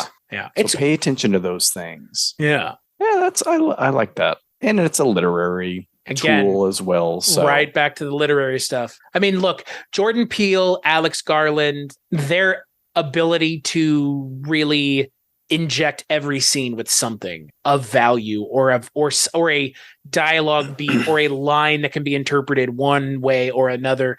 That is not easy to do, obviously, and it's even harder to do well. And Alex Garland and Jordan Peele, I think, both have the innate ability to do it well, regardless of the genre, quote, because again, if you have a problem with the genre of the last two Jordan Peele movies, it's going to be even worse here. How could you watch this movie and not go, what the hell did I just watch? If you were expecting it to just be a, quote, horror movie, unquote. Well, and so much of it takes place during bright daylight, which I love, by the way. And back to the Alex Garland thing, also trusting your audience, I think, is a big part of it, where let me figure those things out for myself. And I'm probably not going to get them all the first time. And I know I didn't on any of these movies pick up those little hints and things. But that show don't tell really goes a long way for me. Like, I don't need to be bashed over the head with an explanation as to what Jean Jacket is. I'm having more fun deciding for myself what I think it is. And there's nothing in the movie, I don't think, that can prove my hypothesis wrong. I'm not saying it's the right one, but it's like a David Lynch film. He's confident enough in what he did that the movie speaks for itself and your interpretation is just fine. Go with it. Interpret it however you want. I'm not going to interject myself here and tell you you're wrong or you're right. It doesn't matter. I had an idea in my head. I put it on film. That's it. That's all we're going to say about it. And when directors are able to do that and not get too much interference from the studio, then we're going to have probably a good time. Does this feel like the least studio interfered movie? Because it kind of does. Well, if you think about like I had totally forgotten about all those alternate endings for Get Out. It's been so long since that movie came out. And I don't know if any of that extra exposition in Us was because of that, or if it's just, it was such a kind of a massive idea that it had to be explained. But yeah, there's like very little explained in this movie, like to the point where I think that's maybe what my issue was at the end, or why I felt sort of like not even confused, just like I thought something different was going to come out of this. And that didn't like bother me, or like I said already, didn't make me not like the movie. It's just my expectation was, I don't know what it was, but having nothing explained was definitely a part of that, but a good part, because I hate it when movies over-explain themselves with the scientist. There's no scientist character in this telling them what they think it is. I'm with you. I mean, just sitting and thinking about what my expectations were going into the movie, I didn't even know what the movie is going to be about, other than like, it's probably an alien. But even like, again, is it? I don't know. Like Jordan Peele has a very innate talent at setting a movie up one way and executing it another. Get Out is a very good example. Us is not as good of an example. This is a great example, because by the end of the movie, it's leaning on Spielberg tropes and, the rah-rah moments of the audience standing on their feet and cheering for some of the things that happen in this movie, like Daniel Kaluuya's kind of moment with Jean Jacket, or Keke Palmer's moment with Jean Jacket. Those are all like big, boisterous Spielbergian moments of character kind of accomplishment and success and achieving those goals that the characters are working towards the entire movie. And that feels so Spielberg. You have these scenes of Jean Jacket in the distance exploding and Daniel Perea. And it's all evoking a grander kind of storytelling that Jordan Peele hasn't really played with until this movie. And I don't know if I want him to make another one of these kinds of movies personally, because I don't know what else you need to say, but this is really a summer blockbuster in the vein of Jaws and Close Encounters and movies like that. Spielberg movies, really, but also the kinds of movies that he's inspired other filmmakers to make. But a big spectacle that, has a little bit of stakes to it, but ultimately, the characters are going to get out okay. And this movie traffics in that 100%. Almost all the characters that you're invested in survive, to the point where Brandon Perea's character was written back in to survive. He was originally supposed to die. And that, what that smacks me of, remember Richard Dreyfuss in Jaws? I mean, same thing. His character in the book doesn't survive. Right. And yet in the movie he does, because Richard Dreyfuss was so charismatic and charming as the role. And again, it's just like those weird kind of similarities. They don't stop at just the way the movie was made. What you see on screen, you could show this to someone and be like, who made this? And they might say Spielberg. They might. Yeah, I hadn't even thought about that, but it makes sense. But that's why I like it, because it's at times a Spielberg movie, but it doesn't have the saccharine bullshit because the dad dies and the characters are honest with one another and they don't have a good relationship. And I'm not even sure by the end of the movie they have a good relationship. Right. Yes. And that's made very clear. And I'm not even sure by the end of the movie that they do succeed. They succeed personally in their own mind, but you do get the sense at the end of the movie that, the reporters saw what happened. And like the world will know. And so does it really matter that they got the Oprah shot? It's not made clear. In the Spielberg movies, it's like very obvious what the outcome is. Like Richard Dreyfuss goes with the aliens. Roy Scheider kills the shark. Yeah. Jaws 2 changes things. But this movie even says at the end, like, did they achieve what they were trying to? Yes, but does it matter? At what cost? Yeah. Nope.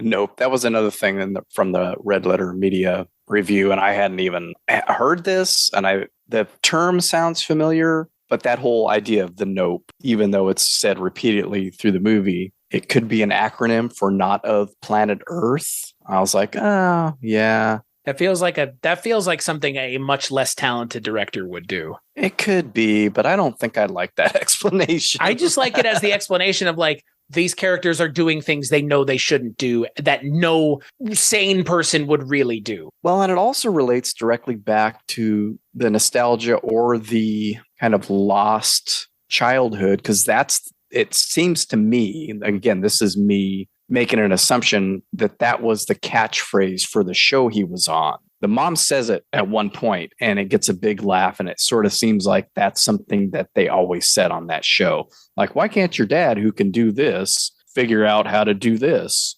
Nope. And then the audience laughs, and it's like, they probably said that all the time on that show during its 2-season run before tragedy struck. So is that, are we going back to that looking back, they all have something in their past that is not necessarily there anymore, that they're grasping onto still? Or is it, not of planet Earth? Phraseology for alien shit, Yeah. I don't think it's an alien. No, I would be. Well, let me put it this way. They don't treat it like an alien by the end of the movie. It's treated like an animal. And they don't, once they figure out it's not a UFO, then it becomes a whole other Then it becomes game. Jaws. It really becomes like a Jaws-esque movie of like trying to capture the creature somehow. Yeah. In this, they're trying to get footage of it. In Jaws, they're trying to kill it. They figure it out on their own. These two, adults, but still young people who have never experienced anything like this. The guy from Fries, they, by watching it, figure out its habits. Like he says, it's an animal. It has rules. So they figure out the electrical stuff. So that's how they can kind of track it now. And which I thought was used rather well. I mean, that's again kind of a trope, but I think it's used sparingly but well in this movie. Speaking of Close Encounters of the Third Kind. Right. It's a trope, but they utilize it. They don't just go, oh, well, shit, So start using stuff that doesn't require a battery or electricity. They fucking use that in the X-Files. I mean, that's a thing. Like loss of time and loss of power are two big indicators of Close Encounters, really. Yeah, Close Encounters, like you said, one of our earliest movies to use all of those tropes together, kind of take all those things from eyewitness accounts and things like that of what happens. Oh, my car died. Oh, the power went out in my house. Well, what do you do when that's the case? Then you utilize tools that don't require power. So a hand cranked camera, this or that. A hand cranked IMAX camera. Yeah. Which is just like the nuttiest shit. Like just insanity. But that scene where he goes, this is the camera, and Keke Palmer and Daniel Kaluuya are like going ape shit. It's like, like this is the guy you want here. Like this is the crazy asshole with a hand cranked IMAX camera that you want here. Oh man, when they smack each other's hands, it just makes me hurt. That had to have hurt. They're really into it, though. Yeah. They're really into it. I like that they have the little wiggly inflatable arm men to figure out where he is in the sky. Right. It's so smart. It's well thought out, which is why Us is such kind of a bummer, because like this is the same director, same writer. Like you feel like Us is just right there because like he nails it with Nope.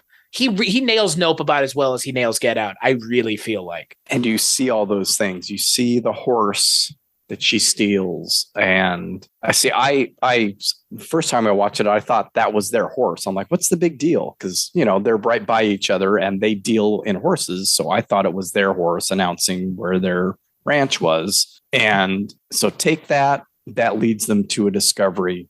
He doesn't like, flags or string or whatever that messed him up. And then they see, of course, all the balloon guys. So, we can utilize those.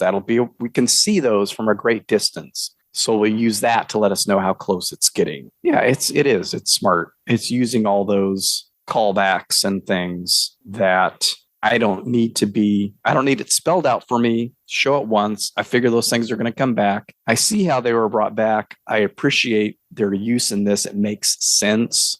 And they utilize all the car batteries from the people who got sucked away. They don't need those cars anymore. Yeah. So that's how we'll hook these guys up. We'll hook them up to car batteries. And then when they go out, we'll know it's near blah, blah, blah. It's very well thought out. It's very smart screenwriting. I don't know how else to describe what Jordan Peele does other than just thoughtful screenwriting. Yeah, and to have your characters, you're passing on that smartness to your characters where they have been mindful of what's happening. They're not the idiots scrambling around like, whoa, what do we do? What do we do? Okay, it does this. The power goes out. These things happen when it attacks. the eye contact thing is sort of a Deus Ex Machina in a way. It's a little higgledy-piggledy. That's the one thing. Why would a creature this enormous care whether something this tiny is looking up at it? But ask the T-Rex that in Jurassic Park, man. I mean, that's what it felt like. That was like another Spielberg thing where it's like calling out Spielberg almost, because that's I don't even remember if that's in the book Jurassic Park.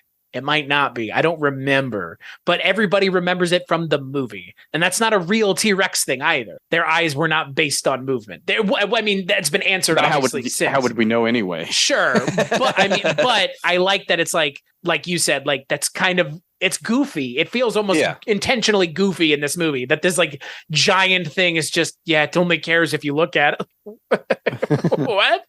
Okay. But it works again because it's an animal, because it's governed by rules. And that's why in Jurassic Park, it works there too. Because again, we as humans believe that animals are governed by a set of rules. Believe. Instinct as rules, things that their brain basically tells them to do. They can't not do it. A dog can't not chase a cat if it sees it. So we believe. Whether or not that's reality is something else. But in a film context, it works just fine. Yeah, I was glad to see what this movie ended up being, because what I expected it to be was something else entirely.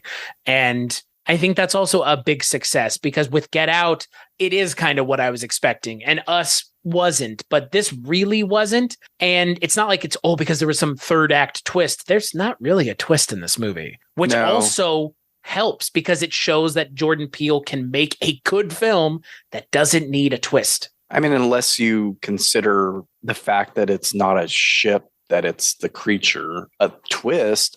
Doesn't change anything though. No, and I think I was really happy that it wasn't a ship and we didn't have creatures to be disappointed by, that this was the creature, and that unfurling at the end was like, what the fuck is that? I mean, there are some sea creatures that kind of balloon out like that. So that may have been part of the inspiration, but it's not, I mean, other than the thing shooting out the mouth, I guess, the orifice, like constantly shooting out like streamers, that the forms itself take are very much nature based. So again, that just goes sort of more to my point. They look very organic.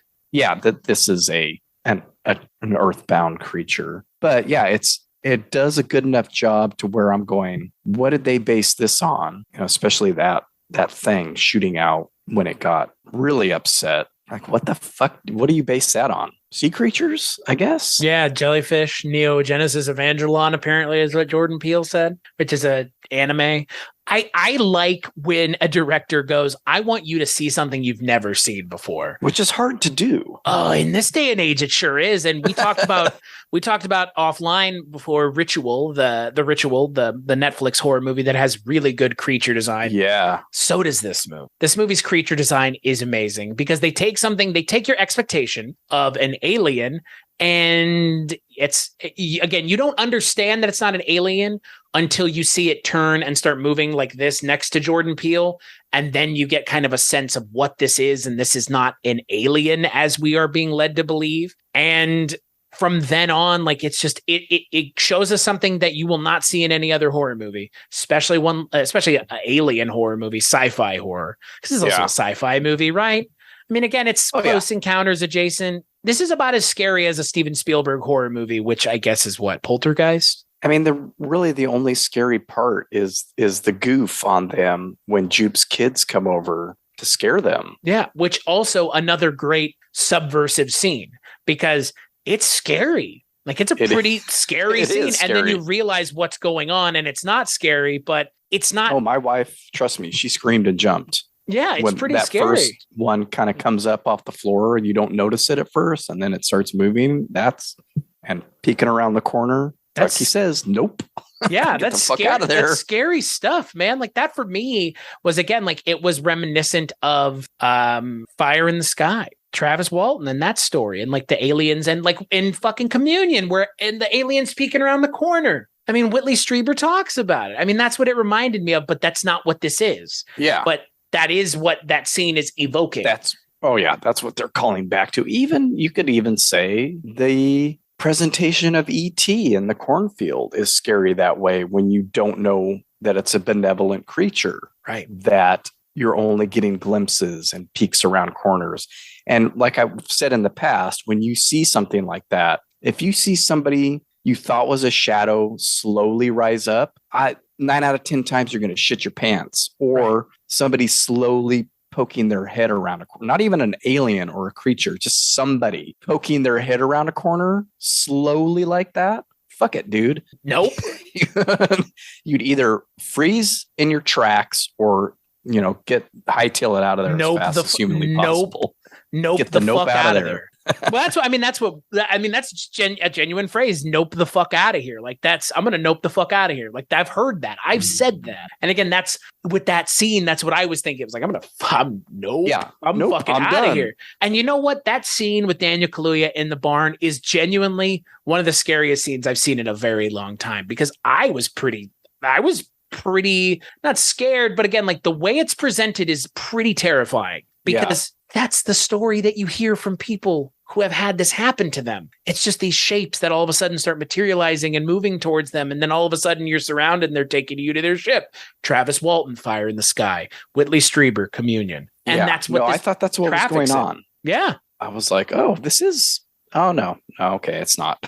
Right. But for a second you thought it was. And that's the success of this movie. And it was done very effectively. It was creepy. We were all creeped out by that scene when we watched it. Yeah. No, like we've said, I liked this movie a hell of a lot. I'm looking forward to my second and third and fourth and fifth watches of it. And I think you would probably agree, I'm looking forward to the next film that Jordan Peele comes out with. Yeah, absolutely. Whatever it is. Hey, I'm on board with what M. Night Shyamalan does next. So I'm definitely on board, because although I would say that I was definitely on board with M. Night after his first 3 films as well. So we'll see. But I'm still on board because I think he's brought it back around. So I'm definitely on board with what Jordan Peele does next.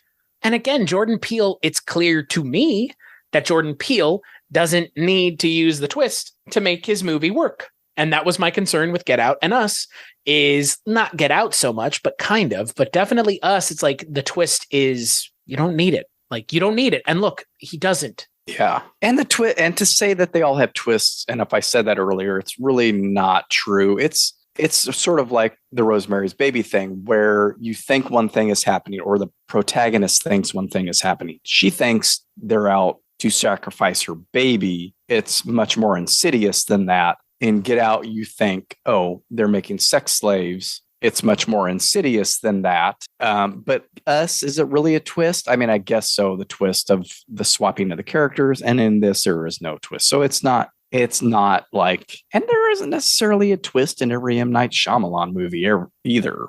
No, but that was kind of what he was known for, to the point where Robot Chicken made that joke about him. His sign's a twist. Yeah, it's actually aliens. But the aliens are afraid of water. That's the twist. That's the twist. I don't know. Look, I haven't fucking seen that movie I have seen that movie one time, and there's only one thing I remember about that movie. That scene with Joaquin Phoenix watching the TV. That stuff is great. Everything else, everything else, not so much. I like it. We've watched it as a family and enjoyed it. I've taken my daughter down the M. Night Shyamalan path. This is your fault, because the next time we watch something, it will be M. Night Shyamalan movies. Because guess what? I've never seen The Sixth Sense. That's correct. Never seen it. Hey, man, it is a damn good movie. I've never seen it. I would love to watch it. Because the first 3 M. Night are what? Signs, Sixth Sense, Signs, and Unbreakable. And I think Unbreakable, I always think that Signs was his second movie, but I believe Unbreakable was his second movie. That was the Bruce Willis twofer, and then Signs. All 3 of which I liked, and then it kind of goes a little haywire after a while. Girl in the Water. I like The Village. That's the one that I will never watch again. Lady I like in The the Village, which does have a twist. Lady in that water one is just wacko, but like, I enjoy The Happening. Again, my daughter and I watched it. There's some wacky acting and some awful dialogue. No, but it's interesting. The opening of that movie is fucking great. I'll tell you that right now. Is that where all the people are just like throwing themselves off of buildings? That scene, yeah, just all of the different stuff that's going on is done really well. It's very Shyamalan-istic. I'm not a Shyamalan hater. I haven't seen the movies that he made his bones with. I have not seen Unbreakable. I have not seen The Sixth Sense. I have seen Signs. And I saw what the fuck? Split. That's a masterclass by James McAvoy. I love that. Yeah, movie. Split's good. Split's good. The sequel to that is not so good, but I do think it's funny to mention Shyamalan and Jordan Peele because there are weird similarities. And I hope that Peele's career doesn't mirror Shyamalan's past his third movie. And I don't think it will. I think that Jordan Peele, look, here's the thing. Shyamalan did all kinds of weird stuff. He went and made a big budget movie with that Avatar movie. And now he's back to his roots with like pseudo horror and horror adjacent and just straight up horror. And I think it's like you've mentioned, it's suiting his sensibilities better. And look, I genuinely wonder, will anyone ever direct a Jordan Peele script as well as he write and as well as he directs his own stuff? Because that's the other question, right? Do you think someone could direct this movie as well as he did? I don't know if anyone would want to. I don't know if Jordan Peele even wants to write for someone else. If I were him, I wouldn't want to. If you're giving me the opportunity to direct and write my movies, dude, fuck that. I'm going to do it. Right? Because this is what you get. Like a studio director is not going to make Nope the way Jordan Peele did. Yeah, it might come to that point where, he's not like Tarantino though, where I've got all these scripts, but I can't make them all. So all these, Tony Scott's going to make one or whatever, blah, blah, blah. It's the best Tarantino movie that he's ever made. But I don't know. I don't know. Who knows? I've seen Keanu, which is a movie that he wrote but didn't direct. So who knows what that movie could have been if he had directed it? I don't know if it would have had more Jordan Peele sensibilities and less the usual kind of stuff. Because that's the thing about Nope and Us and Get Out that I think cannot be overstated enough is how important Jordan Peele is to all of this. His eye, what he loves, what he cares about, the things that have influenced him as a filmmaker. If you're writing and directing your movies and the studio is on board with you, giving you first look opportunities, you're going to make some wild shit. And you know what? Make that shit until the wheels fall off, because like with Shyamalan, at some point they might. And with that Twilight Zone show, my opinion of Jordan Peele changed a little bit because it felt like he attached his name to it, but didn't do anything to actually help with the show. Because to bring this conversation full circle, he on that show is the worst thing that he's ever done. Because he's involved with a show that doesn't suit even his sensibilities. I want to know what a Twilight Zone show would look like if Jordan Peele was the Rod Serling of the show and not just the Rod Serling of the narration, because that's essentially what it seemed like he was involved with. But I mean, you look at Nope, you look at Us, you look at Get Out, you understand why people want to work with Jordan Peele. Because you know what? If I was an actor and Jordan Peele phoned me up and said, "Do you want to be in my movie?" I would say yes in a heartbeat, because he's making interesting and exciting movies, just like Alex Garland is. Agreed. So final thoughts on Nope, Us, and Get Out, Mr. Begley? I like all of them. I don't know that I've nailed down a favorite. Not that there's any reason to do that, but I asked my daughter which one of the three she liked most. It's Nope. Which one do you think has the longest staying power? Well, that might be Get Out, just because of the way it touches on it's not just a horror movie, if we can say that. It touches on some societal things, right, that I'm afraid will still be relevant as the years go on. It's unfortunately not any less relevant now than it was 5 years ago. That's for sure. I think Nope might be one that ends up getting kind of upped by generations. Like, not that it didn't do well or anything right now. I don't know how it did compared to the other ones, but again, it's a different time because those were both pre-pandemic movies. But if it didn't make as big an impact just because of the times that we're living in, and if people that maybe didn't see it when it came out will see it when it's streaming somewhere or when the Blu-ray comes out and blah, blah, blah, and through the years, and kind of get into that less is more sensibility of that compared to at least Us, where, I can figure this all out, or I can make this stuff up for myself. what I want to fill in the blanks with. I agree about Nope entirely. I think that Nope, all the other movies aside, I think Nope is the one that will be reappraised and its audience will be found. I think there's still more things to mine about the bad miracle and the shoe standing up. I mean, there's still a lot of stuff that can be mined there that can be gone over and see how does that connect to the rest of the movie. And is the jean jacket a bad miracle in and of itself because of what it brings to them, but also takes away from them? And what is a bad miracle? And I like that question. And that seems like the question at the center of this movie, just like at the center of Get Out is a question of not as a race, but humans treating one another's a certain way, and whether or not our way of life now is doing more harm than good, especially some of us who think we're trying to do good. White middle class liberals is essentially who Get Out really takes to task. Because again, the villains in Get Out are not redneck. They're not Nazis. They're not alt-righters. Right. They're white middle-class liberals.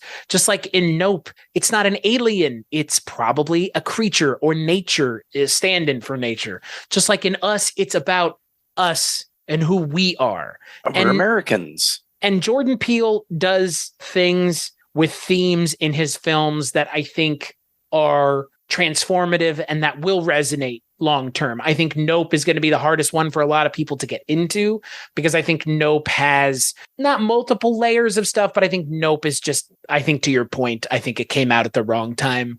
I think that it came out in a pandemic economy and a pandemic film economy where it will be reappraised down the road by more people. And I think that the Spielberg stuff will be more appraised further down the road. I think when people watch it more times, I think like anything else, this movie takes people off guard the first time they watch it because a lot of genre melding films tend to. I mean, I notice it when I watch movies that are tonally inconsistent, which is another way of saying genre confusion. I felt that way with Us. I liked it more the second time I watched it. Nope, I may like it more the second time I watch it or the third time. But I think to your point, Jordan Peele is a filmmaker that just there was no one else like him really. And I think that's maybe the biggest benefit of them all is that he's going to be making his movies and we get to watch them. Yeah, that's his, like I said earlier, I'm kind of befuddled as to why. I mean, obviously some executive liked his pitch for Get Out. So that's why, and maybe it's just that simple, but I just remember when that came out going, okay, I'm glad it's a horror movie and that he's a horror fan. That's always nice to hear. Not that it matters all that much, but it was like from Key and Peele, and I guess to Keanu to this, it just seemed like a strange leap. And to have, be the writer and director of it, just was like, yeah, cool. Because now we have these three movies. And, if he never made another film tomorrow, these are three pretty good films to hang your hat on. I don't think that's going to be the case should something, unless something horrific and unexpected happens. I'm sure Jordan Peele will be making films for a very long time because I'm sure he has a lot to say about other genres and other ideas that we can't even fathom. Because if you had asked me when I saw Get Out, if his third movie would be a alien Close Encounters of the Third Kind style film, I would have told you you're out of your mind. If you had told me that Us was going to be about doppelgangers, I probably would have said, okay, that makes sense because still kind of on the same social lines, but Nope tackles social issues in a different way. And in some people's minds, it may not even tackle social issues at all, which maybe is the best success of the movie entirely, is that it doesn't force people to confront things that they don't want to confront. But if there are people that do want to, there's enough there for you to kind of sink your teeth into. So until we come to you talking about God knows what other movies, Begley, where can people find you? What's going on at the Wake Up Heavy podcast? You can find me on the Weirding Way Media website, which I now belong to. You can find me at wakeupheavy.com and on Spreaker.com/wakeupheavy, I'm pretty sure, or wherever you listen to podcasts, although probably not iTunes right now if you have an ad blocker on your computer for whatever reason. This is an Apple podcast, not iTunes, but it's everywhere. Shows everywhere, set up everywhere. All that's worked out great. So wherever you listen to podcasts, find Wake Up Heavy. Yeah, like Mark mentioned, we are now a media network. We are a podcast network. It is called Weirding Way Media, and you can find us at weirdingwaymedia.com. That's where all the shows are. These podcast shows right now, just podcasts, but you can find all those shows over there at weirdingwaymedia.com. My show, Mark's show, Mike White's show, Susan Lambert-Haddam's show, The Projection Booth, 80s TV Ladies, Wake Up Heavy. All those are the shows. They're actual names, not just the people who make them. But hey, don't forget that there are people who make content. They don't make themselves. As for me, you can find me at cstachiw.com, cstachiw.com. That's my link tree for all the shows that I personally work on. As for this show, kulturecast.com, patreon.com/kulturecast. Those are all the places you can go for this show. Until next time, Mark, as always, it's fun. It's a long podcast whenever we get together. My Lord. 3 hours. Hey, 3 movies take a long time. 3 movies, 3 hours, and too long. And yeah, we'll catch you on the next episode.